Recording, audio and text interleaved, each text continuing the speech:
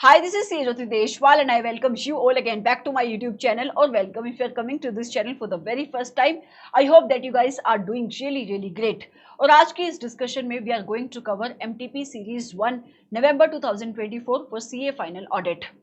Bare minimum है MTP को देखकर जाना, RTP को देखकर जाना अपने रेलिवेंट अटेम्प्ट की, और इसी वजह से मैंने इस MTP की ये कंप्लीट डिस्कशन यहाँ पे रिकॉर्ड करी है. इस डिस्कशन के अंदर we have covered 19 descriptive question, 3 case scenarios and 3 independent MCQs. मैं इतना एम्फेसाइज करके इस वजह से बता रही हूँ ताकि आपको समझना चाहिए कि जो क्वेश्चंस यहाँ पे है आपने बहुत बार देखा होगा, ज़्यादा तो नहीं बट एक आधा क्वेश्चन वो रिपीट हो जाता है और आपको आइडिया भी होता है कि इंस्टीट्यूट आपसे क्या एक्सपेक्ट कर रहा है. तो जब भी आपका रेलिवेंट अटेम्प्ट है आपको उस रेलिवेंट अटेम्प्ट की MTP RTP देखना बेयर मिनिमम है. तो I would say and definitely I would recommend कि आपको इस MTP को देखना चाहिए, सुनना चाहिए. कंप्लीट डिस्कशन है, आपने ये क्लास सुन ली, उसके बाद आपके कंसेप्ट आते हैं तो आपको कुछ भी अलग से यहाँ पे पढ़ने को नहीं बचेगा. ठीक है, so without wasting any time let's start with this particular discussion. सबसे पहला क्वेश्चन MCQ बेस्ड क्वेश्चन है एंड इट सेज मिस्टर राजन एक कंपनी का CEO है और मिस्टर राजन को एक ईमेल आता है और उस ईमेल के अंदर रिक्वेस्ट की जा रही है मिस्टर राजन को कि ऐसा करो, फटाफट अर्जेंटली कुछ तो सिक्योरिटी ब्रीच हुआ है, आप ना अपने अकाउंट की डिटेल को प्लीज अपडेट कर दो. और ये जो ईमेल है ना, जब आप इस ईमेल को देखते हो तो ऐसा लगता है that it is to be received from the company's bank accounts, looks official due to use of bank's logo and branding. ऐसा लगता है बिल्कुल बैंक से आया है, बैंक का लोगो यूज किया गया है उस ईमेल के अंदर, बैंक की ब्रांडिंग यूज की गई है. सिर्फ इतना ही नहीं, उस ईमेल के अंदर एक लिंक भी है और जब आप उस लिंक के ऊपर क्लिक करते हो ये आपको एक वेबसाइट के ऊपर लेके जाता है जो वेबसाइट बिल्कुल रिजेंबल करती है to the bank login page. मतलब सब कुछ देखने में ऐसा लग रहा है कि भाई बैंक का ही है, ये जो मेल आ रहा है ये बैंक का ही है. Mister Rajan was concern about the security of companies financing, क्योंकि उस मेल के अंदर लिखा हुआ है कि सिक्योरिटी का कुछ तो ब्रीच हुआ है. So he was concern about financials of the company. तो उसने क्या किया, मिस्टर राजन ने इस लिंक के ऊपर क्लिक कर दिया और अपने लॉगिन क्रीडेंशियल्स को वहां पे एंटर कर दिया क्योंकि वो उस पेज पे जाना चाह रहा था. ठीक है, बाद में जाके पता लगा कि कंपनी के IT डिपार्टमेंट को पता लगा that they have detect some sort of unauthorized access to the company's financial accounts and identifies that CEO credentials were compromised. तो बाद में जाके पता लगा कि बेसिकली कोई तो साइबर अटैकर था जिसने इस साइबर अटैक को एग्जीक्यूट किया. CEO को वो एक पेज के ऊपर लेके गया जो एक्चुअल में बैंक का लॉगिन वाला पेज नहीं था. जैसे ही बैंक के CEO ने अपने ID पासवर्ड वगैरह वहां पे डाले उसने उसको हैक कर लिया.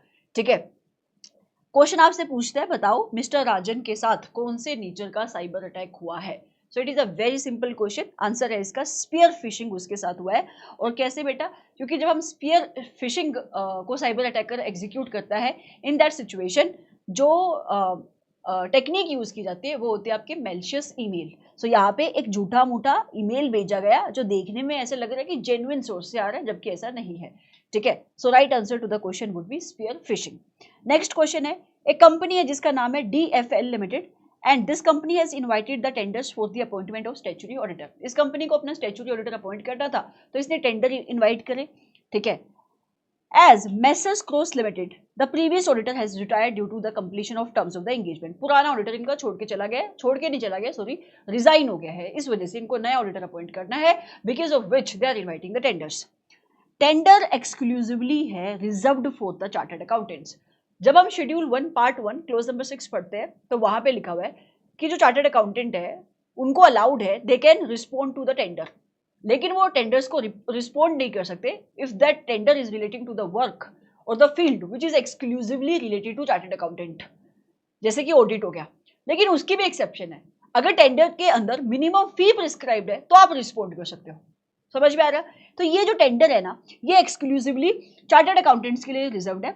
एक आपकी CA फर्म है मेसर्स SDS एंड कंपनी, उन्होंने टेंडर को सबमिट कर दिया, वहां पे कोट कर दिया fee for the audit assignment considering the size and nature of the business of the prospective client and इसके बाद इनको ये कॉन्ट्रैक्ट मिल भी गया है.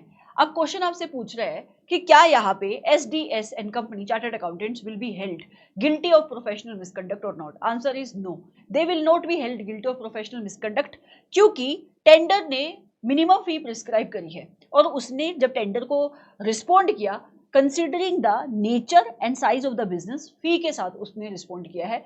सो भले ही ये जो एरिया है वर्क का it is exclusively reserved for the chartered accountant, but मैंने आपको अभी बोला अगर मिनिमम फीस प्रिस्क्राइब तो आप रिस्पॉन्ड कर सकते हो, तो गिल्टी नहीं होगा ये प्रोफेशनल मिसकंडक्ट का. This would be its answer. So right answer to the question would be no, SDS in company will not be held guilty of professional misconduct. ठीक है, चलो क्वेश्चन नंबर 3 क्या है. Messrs Pihu and associate statutory auditor एक company के जिसका नाम है ब्रिक लिमिटेड. कौन से फाइनेंशियल ईयर के लिए आप ऑडिट कर रहे हो बेटा? 2023-2024 के लिए आप ऑडिट कर रहे हो. जब ऑडिट चल रही थी, सीए अर्पित जो कि एंगेजमेंट पार्टनर है उसने कुछ तो नोटिस किया है. क्या नोटिस किया है? हिज नोटिस उसने नोटिस किया कि कंपनी को ना नोटिस आ रहे बहुत सारी वेरियस रेगुलेटरी अथॉरिटी से. कंपनी पेमेंट कर रही है फाइन्स एंड पेनल्टी के नाम पे, कुछ अनयूजुअल कैश की पेमेंट हो रही है. आप पेमेंट कर रहे हो वेरियस गवर्नमेंट इंप्लॉइज को एंड कोई सपोर्टिंग वहां पे अवेलेबल नहीं है. हैवी पेमेंट दी जा रही है आपकी कंपनी के लीगल काउंसिल को. क्वेश्चन आपसे पूछता है बताओ एंगेजमेंट पार्टनर को क्या कंसिडर करना चाहिए, ये सारी चीजें क्या इंडिकेट कर रही है. हम ऐसे नंबर 250 पढ़ते हैं ना, वहां पे लिखी हुई लिस्ट, ये सारी चीजें इंडिकेटर्स है non compliance of laws and regulations के. सो इसका आंसर बनेगा बेटा, आंसर बनेगा B. So it is a very very simple question. और हमने जो एमसीक्यूज पहले डिस्कस करे, इतनी सारी क्लासेस मैंने जो भी डाली है, वो कहीं ना कहीं डेफिनेटली क्वेश्चन 2-3 बार आ चुका है. Okay, next question is case scenario based question. सबसे पहला केस सिनेरियो है, एक कंपनी है जिसका नाम है MNO लिमिटेड. ये कंपनी इनकॉर्पोरेट हुई थी फाइनेंशियल ईयर फाइनेंशियल ईयर 1980-81 के अंदर. It is a distinguished company specialising in the manufacturing of निकल बेस्ड बैटरीज. कुछ तो ये काम कर रही है. ठीक है, as one of the oldest manufacturing company in the sector, MNO Limited operates with 2 manufacturing plants and comprehensive distribution network. कहती है कि काफी पुरानी ये कंपनी है और कंपनी के 2 मैन्युफैक्चरिंग प्लांट्स हैं, कंपनी का अच्छा खासा डिस्ट्रीब्यूशन नेटवर्क भी है with us that spans across the India, throughout the India. Remarkably, MNO Limited was among the first companies to be listed on the stock exchange. तो कह रहा है इसी वजह से ये पहली वन ऑफ दोज कंपनीज है जो लिस्टेड हुई है स्टॉक एक्सचेंज के ऊपर, underscoring its long standing presence in the market. काफी अच्छी खासी इसकी प्रेजेंस है मार्केट के अंदर. The company has consistently adhered to SEBI LODR requirement, ensuring the compliance with all the regulatory standard. तो अभी तो कुछ भी इसने ऐसा गलत नहीं बोला, सब कुछ अच्छी बातें बता रहा है कंपनी को लेकर. मैसेस KPN कंपनी इस कंपनी के स्टैट्यूटरी ऑडिटर है for the previous year and नहीं मैसेस KPN एंड कंपनी इनके स्टैट्यूटरी ऑडिटर थे पिछले साल के, उन्होंने रिजाइन कर दिया है और उनकी जगह पे नए ऑडिटर आ रहे हैं जिनका नाम है मैसेस JKL एंड कंपनी. ठीक है, चलो कौन से फाइनेंशियल ईयर के लिए इनको अपॉइंट किया जा रहा है? For the financial year 2023-2024. क्योंकि ये इनकी इनिशियल ऑडिट एंगेजमेंट है, क्योंकि प्रीडिसेसर ऑडिटर कोई आपका और था. सो मैसेज JKL एंड कंपनी ने सिंपली क्या किया, जो भी पिछले साल के क्लोजिंग बैलेंसेस आ रहे हैं उनके ऊपर ये रिलायंस प्लेस करे. मतलब इनको नहीं पता है क्या कि ऐसे नंबर 510 के अकॉर्डिंग इनको ओपनिंग बैलेंसेस के ऊपर एविडेंसेस कलेक्ट करने चाहिए. चलो, ड्यूरिंग द ऑडिट जब ये काम कर रहे थे, auditor has observe that company is unable to pay its creditors on time. इनको दिखाई दे रहा है आपकी कंपनी क्रेडिटर्स को टाइम पे नहीं पे कर पा रही है. सिर्फ इतना ही नहीं, company is also not able to comply with the terms of loan agreement with the banks. मतलब हो सकता है इन्होंने बैंक से लोन लिया है और आप उनको EMI भी नहीं पे कर पा रहे हो. कंपनी की कुछ की रेशोज भी एडवर्स है. In the view of above, auditor ने मैनेजमेंट को बोला कि आप मुझे गोइंग कंसर्न की असेसमेंट प्रोवाइड करो. सही जा रहा है ऑडिटर यहाँ पे तो, लेकिन मैनेजमेंट ने उसको गोइंग कंसर्न की असेसमेंट प्रोवाइड नहीं करी. डिस्पाइट फॉलोइंग अप, उसने फॉलो अप लिया, मैनेजमेंट ने फिर भी असेसमेंट नहीं बनाई. तो बेटा इसके पास क्या ऑप्शन होगा? अपनी रिपोर्ट को मॉडिफाई करेगा, क्योंकि अगर आप असेसमेंट करके नहीं दोगे तो जो इसकी रिस्पॉन्सिबिलिटी है एज पर एसए नंबर 570 की ऑडिटर आपको इवेलुएट करनी है कि मैनेजमेंट ने जो गोइंग कंसर्न की असेसमेंट करी वो एप्रोप्रिएट है या नहीं, तो उसको ये फुलफिल नहीं कर पाएगा. Are you getting me? तो इसको एविडेंसेस नहीं मिलेंगे, तो इसको अपनी रिपोर्ट को मॉडिफाई करना पड़ेगा. या तो ये क्वालिफाइड ओपिनियन देगा या तो ये डिस्क्लेमर इशू करेगा. ओके, आगे कहता है एज अ रिजल्ट ऑडिटर ने ना जो भी अपना रिक्वेस्ट वगैरह किया, जो भी फॉलोअप के सारी चीजें थी उसने वर्किंग पेपर में मेंटेन कर ली. ये तो इसने अच्छा किया. Apart from the above, company के पास एक अकाउंटिंग सॉफ्टवेयर भी है, जिस अकाउंटिंग सॉफ्टवेयर के थ्रू ये कंपनी अपनी बुक्स ऑफ अकाउंट्स को मेंटेन करती है. ओके, बट इस अकाउंटिंग सॉफ्टवेयर के अंदर ऑडिट ट्रेल का फीचर ही नहीं है. एंड अकॉर्डिंगली ऑडिटर इसको रिपोर्ट कर रहा है कि आपके अकाउंटिंग सॉफ्टवेयर में ऑडिट ट्रेल का फीचर नहीं है. कहाँ पे रिपोर्ट कर रहा है? अपनी ऑडिट रिपोर्ट में अलग से एक हेडिंग बना रहा है, उस हेडिंग के अंदर ये रिपोर्ट कर रहा है. और हेडिंग क्या बेटा? Other legal and regulatory requirement rule 11G. यहाँ पे भी बिल्कुल ही सही जा रहा है. ठीक है, apart from the above fact कुछ और इंपॉर्टेंट इन्फॉर्मेशन दी हुई है कंपनी को लेकर नीचे. ओके, देख लेंगे इसकी रेलिवेंस क्या है जब क्वेश्चन हमसे कुछ पूछेगा. तो कहते हैं ये जो आपको इन्वेंट्री दिखाई दे रही है ना, टोटल इन्वेंट्री कितने अमाउंट की? 15 करोड़ की. इसमें से 12.350 करोड़ की इन्वेंट्री थर्ड पार्टी के पास पड़ी है। मतलब ऐसे नंबर 501 के अंदर हम एक कंसेप्ट पढ़ते हैं कि अगर आपका एक significant portion of inventory third party के पास पड़ा है तो ऑडिटर उस थर्ड पार्टी के पास जो इन्वेंट्री पड़ी है उसकी एग्जिस्टेंस एंड कंडीशन के ऊपर sufficient and appropriate audit evidences collect करने के लिए कौन कौन से प्रोसीजर परफॉर्म कर सकता है। लेट्स सी क्वेश्चन आपसे क्या पूछता है। सबसे पहला क्वेश्चन है, as per the requirement of SA number 570 how the auditor should deal in the matter of unwillingness of management to provide the assessment relating to going concern. मैंने आपको बता दिया, आप गोइंग कंसर्न की असेसमेंट नहीं कर रहे हो तो ऑडिटर अपना काम नहीं कर पाएगा। इस पर एसए नंबर 570 उसको एविडेंसेस नहीं मिलेंगे तो वो अपनी रिपोर्ट को मॉडिफाई करेगा। So auditor will be required to express modified opinion in his audit report. So right answer of this question would be D. आप ये बाकी के ऑप्शन पढ़ लेना, इसमें क्या लिखा हुआ है। ठीक है, मैंने आपको लॉजिक के साथ बताया डी आंसर क्यों है, मेरे लिए पॉसिबल नहीं बेटा हर एक ऑप्शन को पढ़ना क्योंकि लंबी डिस्कशन होने वाली है। अगला क्वेश्चन, as per SA number 501 what is the correct audit procedure to be followed regarding the existence and conditions of inventory wherein an inventory valued at rupees 12.35 crore is lying with the third party। तो एक significant inventory का portion third party के पास पड़ा है तो auditor को as per SA number 501 क्या audit procedure perform करने चाहिए to evaluate the existence and condition of that inventory which is lying with the third party. A very simple question, आपको वो प्रोसीजर पता है तो आप इसका आंसर दे सकते हो इसमें से चूज करके। सबसे पहले कहते हैं ऑडिटर को मैनेजमेंट से एक्सप्लेनेशन ली, मतलब आप इंक्वायरी कर लो कि भाई कितने अमाउंट की इन्वेंट्री आपकी थर्ड पार्टी के पास पड़ी है एंड दैट्स इट। ठीक है, आपको सिर्फ इतना काम करना है। नहीं, इतना काम करने से आपका नहीं होगा। वैसे भी हम सीखते हैं कि इंक्वायरी अपने आप में कभी भी sufficient and appropriate audit evidences provide नहीं करती। So this is not the right answer. B कहता है ऑडिटर कंफर्मेशन मंगवा सकता है थर्ड पार्टी से। यस, ये हम पढ़ते हैं 501 के अंदर procedure. As to the quantities and conditions of the inventory, कि बताओ कितनी क्वांटिटी की इन्वेंट्री आपके पास पड़ी है, उनकी कंडीशन क्या है, या फिर आप इंस्पेक्शन कर सकते हो या कोई और other audit procedure as deem appropriate by the auditor, वो भी आप परफॉर्म कर सकते हो। ठीक है, तो ये सारे प्रोसीजर हम ऐसे नंबर 501 में पढ़ते हैं और वहां पे हम पढ़ते भी है कि अदर ऑडिट प्रोसीजर आप क्या परफॉर्म कर सकते हो। लेट्स से कि फॉर एग्जांपल आपने जब वो इन्वेंट्री थर्ड पार्टी के पास भेजी तो ई-वे बिल वगैरह बनाया होगा, कोई डॉक्यूमेंट बनाया होगा, आप उसको इंस्पेक्ट कर सकते हो। ठीक है, so right answer to the question would be B. Right, C और डी आप पढ़ लेना, यहाँ पे कुछ भी इनकम्प्लीट होगा या गलत लिखा होगा। ओके, जैसे कि सी पॉइंट अगर मैं पढ़ती हूँ तो वो कहता है auditor should verify the inventory lying with the company. तो मतलब थर्ड पार्टी को लेकर, थर्ड पार्टी के पास जो इन्वेंट्री पड़ी है उसको लेकर उसकी कोई रिस्पॉन्सिबिलिटी नहीं है, ऐसा नहीं है। Auditor should take the WR only, क्या सिर्फ WR लेने से काम चल जाएगा? नहीं।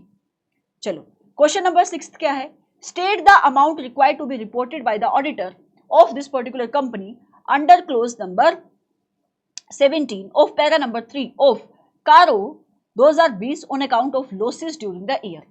तो ऊपर ना इन्होंने अलग अलग टाइप के लॉसेस दिए हुए हैं, आपको बताना है इनमें से कौन सा लॉस कारो में जाता है। तो बहुत सिंपल क्वेश्चन है बेटा, कारो के पैरा नंबर 3 के क्लोज नंबर 17 में आप कैश लॉसेस को लेकर रिपोर्टिंग करते हो। ठीक है, so right answer cash losses का अमाउंट कितना है? 2.95। तो right answer of this question would B 6 का वुड बी 2.95 करोड़। ठीक है, चलो क्वेश्चन नंबर 7 की तरफ बढ़ रहे हैं। As per SA number 510 initial audit engagement है, ओपनिंग बैलेंसेस को लेकर बात कर रहा है। Which of the following audit procedure can be performed by CA to obtain sufficient and appropriate audit evidences regarding the opening balances and whether it contains any statement which could affect the current period की financial statements. Basically कह रहे हैं as per SA number 510 auditor जब अपनी responsibility को fulfil कर रहा होगा ओपनिंग बैलेंसेस को लेकर तो उसको कौन कौन से प्रोसीजर परफॉर्म करनी चाहिए। नंबर 1, आप ये देख लो कि पिछले साल के जो क्लोजिंग बैलेंसेस है वो इस साल में करेक्टली ब्रॉट फॉरवर्ड हुए हैं या नहीं हुए हैं, ये प्रोसीजर हम परफॉर्म करते हैं तो 1 इज राइट। दूसरा, आप कोई स्पेसिफिक ऑडिट प्रोसीजर भी परफॉर्म कर सकते हो to collect audit evidence regarding its opening balance. Yes, ये भी हम देखते हैं। तीसरा, आप ये डिटरमाइन करो कि ओपनिंग बैलेंसेस क्या ये सही ओपनिंग अकाउंटिंग पॉलिसीज रिफ्लेक्ट कर रही है। आंसर इज यस, ये भी हम इवेल्युएट करते हैं। तो आप तीनों को यहाँ पे प्रोसीजर को आप परफॉर्म करते हो। तो right answer of this question would be D.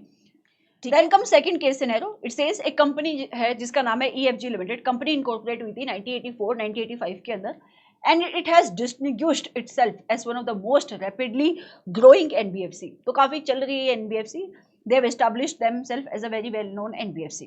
इसका प्रिंसिपल बिजनेस क्या है? लोन को देना, लोन को ग्रांट करना। ठीक है, इसके बाद आप यहाँ पे जो चीजें पढ़ते हो ना, वहां पे कंपनी की काफी सारी तारीफ लिखी हुई है, कंपनी कहाँ पे सिचुएटेड है, ये सारी बातें लिखी हुई है। ठीक है, इससे मेरा कोई कंसर्न नहीं है क्योंकि ये क्वेश्चन के लिए रेलिवेंट नहीं है। मैं डायरेक्टली आ जाती हूँ जो इशू है इस गिवन सिनेरियो के अंदर। क्वेश्चन कहता है मेसर्स एसडीएस एंड कंपनी, इस पर्टिकुलर एनबीएफसी के स्टैट्यूटरी ऑडिटर है, उन्होंने थोरो अंडरस्टैंडिंग ऑब्टेन करी, नॉलेज ऑब्टेन करी, बैकग्राउंड चेक किया इस कंपनी का, and they have also obtain the understanding of legal and regulatory requirements applicable to this company. So basically 315 लगा रहे एक तरीके से। ठीक है, जब ऑडिट कर रहे थे of this particular entity's financial statements, auditor has observed that company has violated one of the prudential guidelines of Reserve Bank of India as applicable to this particular company। और वो क्या थी बेटा? एक्सेप्टेंस ऑफ पब्लिक डिपॉजिट की guidelines. कहता है company non deposit taking NBFC है, but फिर भी एक बार इन्होंने during the year deposit accept किया है। इन दिस रिगार्ड कंपनी की मैनेजमेंट ने डिटेल्ड नोट प्रोवाइड कर दिया, फाइनेंशियल स्टेटमेंट के अंदर डिस्क्लोजर प्रोवाइड कर दिया, और बाद में ये जो डिपॉजिट था इसको रिपे भी कर दिया अगले साल में। Considering the said note, auditor को लगता है कि मैनेजमेंट ये जो मैटर है ये इंपॉर्टेंट है और यूजर को पता होना चाहिए। बात तो सही है, पता तो होना चाहिए। Auditor of this particular company ने एक और काम किया, कंपनी के 14 debtors to whom the loan has been granted, जिसको एनबीएफसी ने लोन दिया था, उनको कंफर्मेशन भेजी है to confirm the year end balances as per SA number 505। ये जो रिक्वेस्ट है इस तरीके से डिजाइन हुई है कि डेटर्स डायरेक्टली रिस्पोंड करेंगे ऑडिटर को, लेकिन only when they disagree with the same. That means ये नेगेटिव कंफर्मेशन है। समझ में आ रहा है? आपने केस स्टडी पढ़ी, इसके बेसिस पे क्वेश्चन के आंसर देने हैं। सबसे पहले कहता है considering the nature of business, आप ये बताओ कारों के किस किस रिपोर्ट में, कारों के किस किस क्लोज में रिपोर्टिंग होगी। सबसे पहले whether the company has conducted any non-banking financial or housing finance activity without holding a proper certificate of registration from Reserve Bank of India as per RBI Act 1934। yes, आप non public deposit accepting NBFC हो, public से deposit accept कर रहे हो, सो ये reporting आपकी होगी definitely कारों में। 16th क्लोज में ये होगा।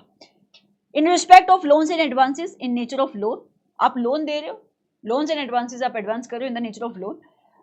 Where the schedule of repayment of principal and payment of interest has been stipulated, तो क्या आपने एक शेड्यूल बनाया for the repayment of principal and payment of interest, and if so क्या आपकी रीपेमेंट रेगुलर आ रही है, तो ये भी आप रिपोर्टिंग करते हो। कहाँ पे? इसकी रिपोर्टिंग होती है क्लोज नंबर 3 में, पैरा नंबर 3 के क्लोज नंबर 3 में। सो यस, ये भी होगा। Whether the company is required to be registered under section number 45 आएगी, yes, NBFC इसको रजिस्ट्रेशन करानी पड़ेगी, and whether the registration has been obtained or not, तो ये भी आप करते हो क्लोज नंबर 16 के अंदर। तो yes, 1 की भी रिपोर्टिंग होगी, 2nd की भी रिपोर्टिंग होगी, 3rd की भी रिपोर्टिंग होगी। 4th की रिपोर्टिंग इसलिए नहीं होगी क्योंकि इसने किसी और एंटिटी को, it has not provided any loan guarantee और security to any other entity. समझ में आ रहा है? तो इसकी रिपोर्टिंग नहीं होगी। तो किस किस की रिपोर्टिंग होगी? 1, 2 एंड 3 की रिपोर्टिंग होगी। सो इस क्वेश्चन का आंसर बनेगा बी। 8th का आंसर वुड बी बी। ठीक है, सो इसने without obtaining certificate of registration he has conducted the activity of NBFC, and second would be yes, ये एक ऐसी कंपनी जिसको सर्टिफिकेट ऑफ रजिस्ट्रेशन ऑब्टेन करना चाहिए, और ये वाली रिपोर्टिंग आपकी क्लोज नंबर 3 में होगी। अगला क्वेश्चन है what is the auditor's responsibility when audit of this particular company EFG limited for the previous year has not been conducted by current auditor. Basically predecessor auditor कोई और था, तो आपको ओपनिंग बैलेंसेस के ऊपर कंफर्ट लेना पड़ेगा, और आप इस मैटर को OM पैराग्राफ में भी डालोगे। मैं 510 की बात कर रही हूँ। Auditor needs to report such a matter in the OM paragraph, answer is yes. Auditor needs to report such a matter in EOM paragraph. EOM paragraph की तो बात ही नहीं आई यहाँ पे, ये तो मैटर ही एप्लीकेबल नहीं है, ये पैराग्राफ ही एप्लीकेबल नहीं है। ठीक है, एंड यस, क्योंकि प्रीडिसेसर ऑडिटर आपका कंपनी का ऑडिटर कोई और था पिछले साल में, सो जो नया ऑडिटर है उसको ओपनिंग बैलेंसेस के ऊपर कंफर्ट लेना पड़ेगा, अपनी रिस्पॉन्सिबिलिटी को फुलफिल करना पड़ेगा as per SA number 510। So right answer of this question would be A, both 1 and 3। 10th क्वेश्चन, in this given case what is the reporting requirement in relation to essay number 250 on the part of auditor with respect to violating the guidelines by the company relating to acceptance of public deposit? So basically आपकी company non public deposit accepting NBFC है, but उसने public से deposit accept किया है। तो question आपसे पूछ रहे थे कि ऑडिटर की रिपोर्टिंग रिस्पॉन्सिबिलिटी क्या होगी एज पर एसए नंबर 250। सबसे पहले देखो आपकी मैनेजमेंट ने इसका डिस्क्लोजर दे दिया, तो आप OM पैराग्राफ तो यहाँ पे नहीं डाल सकते क्लियरली। अगर आप कोई और इसमें इस मैटर को बताना चाह रहे हो, क्योंकि ये मैटर यूजर के लिए रेलिवेंट है जो ऊपर क्वेश्चन में लिखा हुआ है, तो आप EOM पैराग्राफ इनकॉर्पोरेट करोगे। सो यहाँ पे फर्स्ट ऑप्शन में लिखा हुआ है कि ऑडिटर OM पैराग्राफ डालेगा खाली, बस नहीं, OM पैराग्राफ यहाँ पे नहीं आएगा क्योंकि डिस्क्लोजर दिया हुआ है।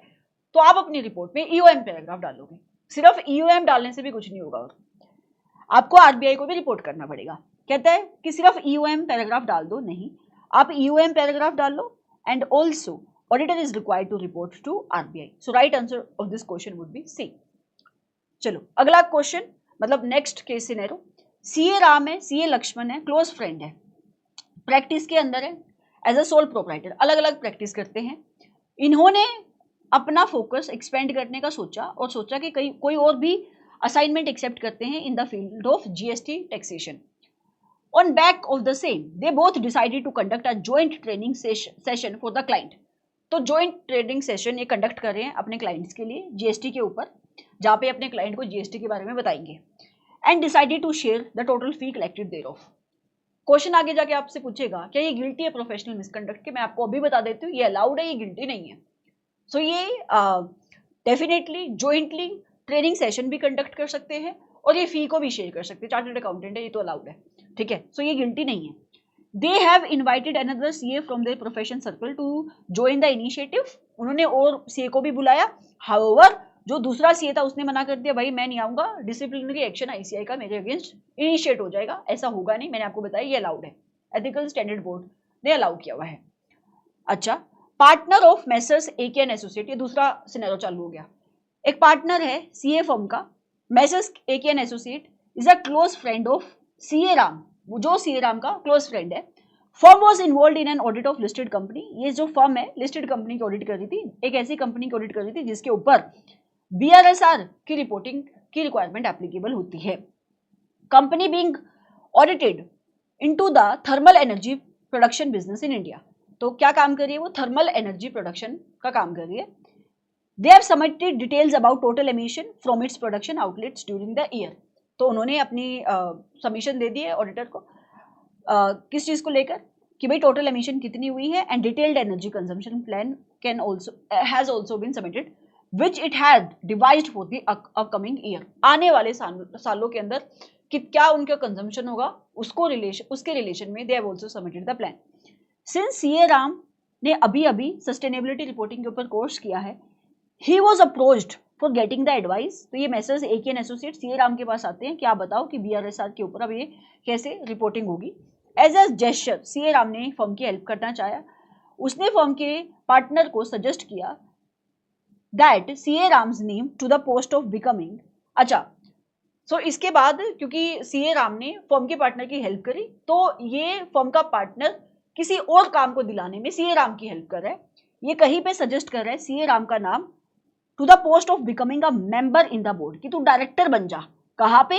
In the management of KYC cooperative bank, a primary urban cooperative society, and a client of AK and associate. सो जो AK एंड एसोसिएट का क्लाइंट है, लेट्स से ऑडिट क्लाइंट होगा इनका, कोऑपरेटिव बैंक है, यहाँ पे इनके बोर्ड के ऊपर मेंबर बनने के लिए CA राम का नाम जा रहा है। समझ में आ रहा है बेटा? जैसे ही CA लक्ष्मण को ये पता लगा, उसने बोला कि तू ऐसा मत करना, तू एक्सेप्टेंस मत दे रहा, तो गिल्टी हो जाएगा प्रोफेशनल मिसकंडक्ट का।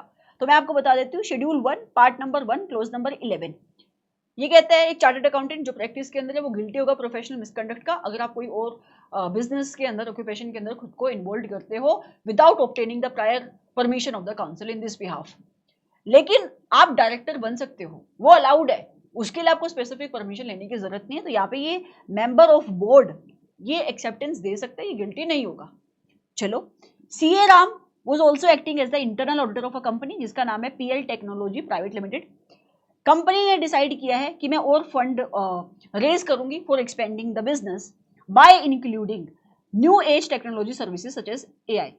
राम भी ऑब्जर्व कर रहा था आपकी कंपनी के इस बिजनेस मॉडल को, और ये इसका इंटरनल ऑडिटर है, ठीक है, एंड काफी ये प्रभावित हुआ इस चीज से। और मिस्टर राम ने क्या किया, इसी कंपनी के शेयर में इन्वेस्टमेंट कर दी है, और इन्वेस्टमेंट करके इसने शेयर एक्वायर करे 9.75% के, जिनकी फेस वैल्यू है 4.75 लाख की during the financial year. CA Lakshman को जब इस बात का पता लगा तो उसने इमीडिएटली राम को बोला ऐसा कर रिजाइन कर दे तू from the position of internal auditor, क्योंकि इंटरनल ऑडिटर कंपनी के शेयर को होल्ड नहीं कर सकता, ये तो प्रोफेशनल मिसकंडक्ट हो जाएगा एज पर सीए एक्ट 1949। लेकिन राम ने इस बात को नहीं माना और उसने बोला कि कुछ नहीं होगा, सिर्फ 9.75% के ही तो शेयर है मेरे पास, और उसने कंपनी का इंटरनल ऑडिटर एक्ट करना कंटिन्यू किया। सीए लक्ष्मण एक और कंपनी है जिसका नाम है GH फाइनेंस प्राइवेट लिमिटेड, जो कि एनबीएफसी है, उसका स्टैट्यूटरी ऑडिटर है, इसके हेडक्वार्टर है इस एनबीएफसी की इंडिया के अंदर।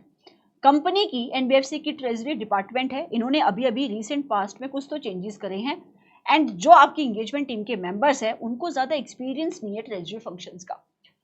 इसी सिचुएशन को देखते हुए company have reached out to their auditor CA Lakshman, who was also into the equity research advisory apart from CA practice। ठीक है, अच्छा किसको एक्सपीरियंस नहीं बेटा, एक सेकेंड,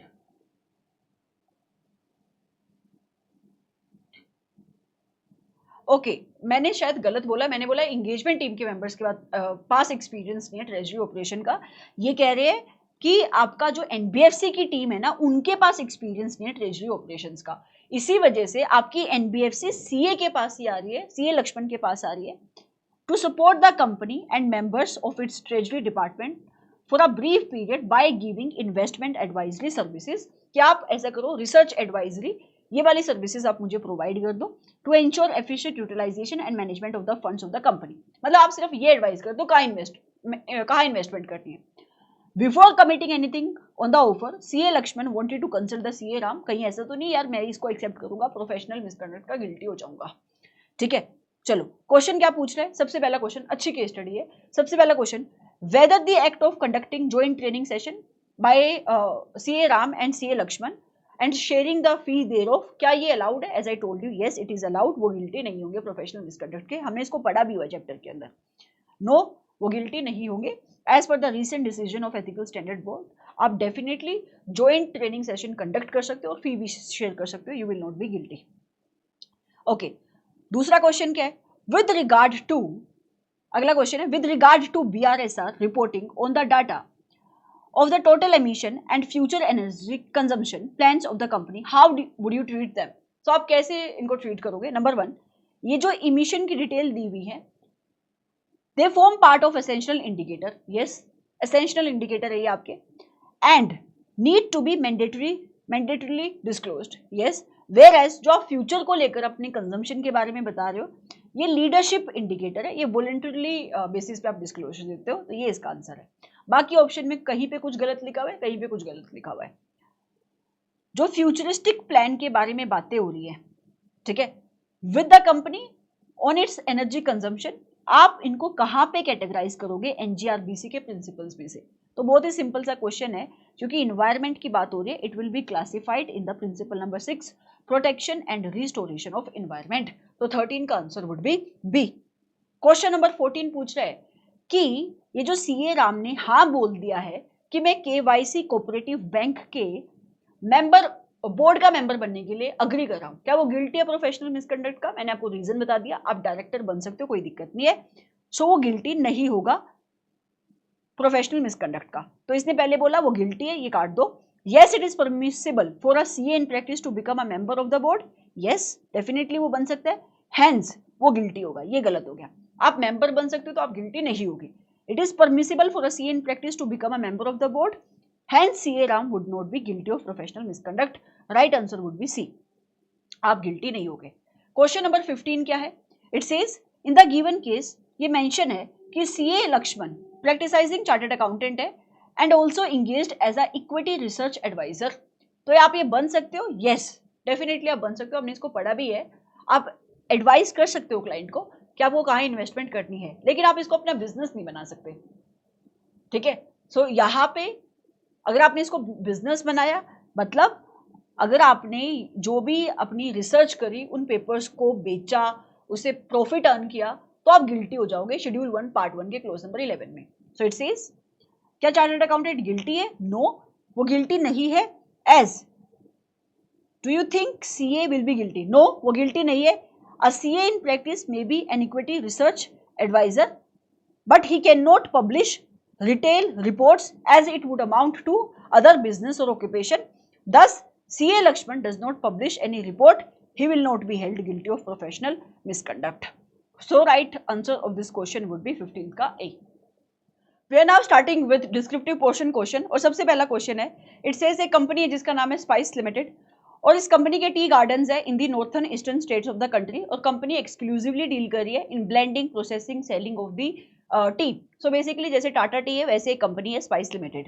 ठीक है, during the year under the audit, आप इस साल की इस कंपनी की ऑडिट कर रहे थे. इस कंपनी ने एक जेवी के अंदर एंटर किया है for purchasing the tea gardens in south Africa and Vietnam. तो इसने कोई जेवी वगैरह बनाई है. इस कंपनी के ऑडिटर है जिनका नाम है मेसर्स धर्म एंड एसोसिएट्स. ये स्टैट्यूटरी ऑडिटर है कंपनी के फॉर द फाइनेंशियल ईयर 2023-2024. अभी जो इशू है ना, अभी तक तो बेसिक इन्फॉर्मेशन थी, इशू यहाँ से शुरू हो रहा है. इशू क्या है कि जब ऑडिट टीम इस साल की ऑडिट करी थी, those were not able to obtain sufficient and appropriate audit evidences. उनको ना एक एरिया में एविडेंस नहीं मिले. कौन सा वो एरिया था? About a single element of consolidated financial statement being JV investment in crop top limited. Basically आप सीएफएस के ऑडिटर हो, सो कंसोलिडेटेड फाइनेंशियल स्टेटमेंट है तो उसके अंदर डिफरेंट एलिमेंट आपके कंसोलिडेट हुए होंगे ना. सो इन्होंने एक इन्वेस्टमेंट करी हुई है क्रॉप टॉप लिमिटेड के अंदर इन द नेम ऑफ जेवी. वहां पे उस एरिया में आपको कोई एविडेंसेस नहीं मिले और वो जो इन्वेस्टमेंट है ना वो रिप्रेजेंट करती है over 89% of group total net asset. मतलब ग्रुप के टोटल जितने भी एसेट है उसका 89% से ज्यादा ये इन्वेस्टमेंट है. क्वेश्चन क्लियरली बोल रहा है it is having both material and pervasive possible effect to the consolidated financial statement. आप एविडेंसेस कलेक्ट नहीं कर पाए हो इन 89% एसेट के ऊपर और इसका इंपैक्ट कंसोलिडेटेड फाइनेंशियल स्टेटमेंट के ऊपर जो पड़ रहा है वो मटीरियल एंड परवेसिव दोनों है.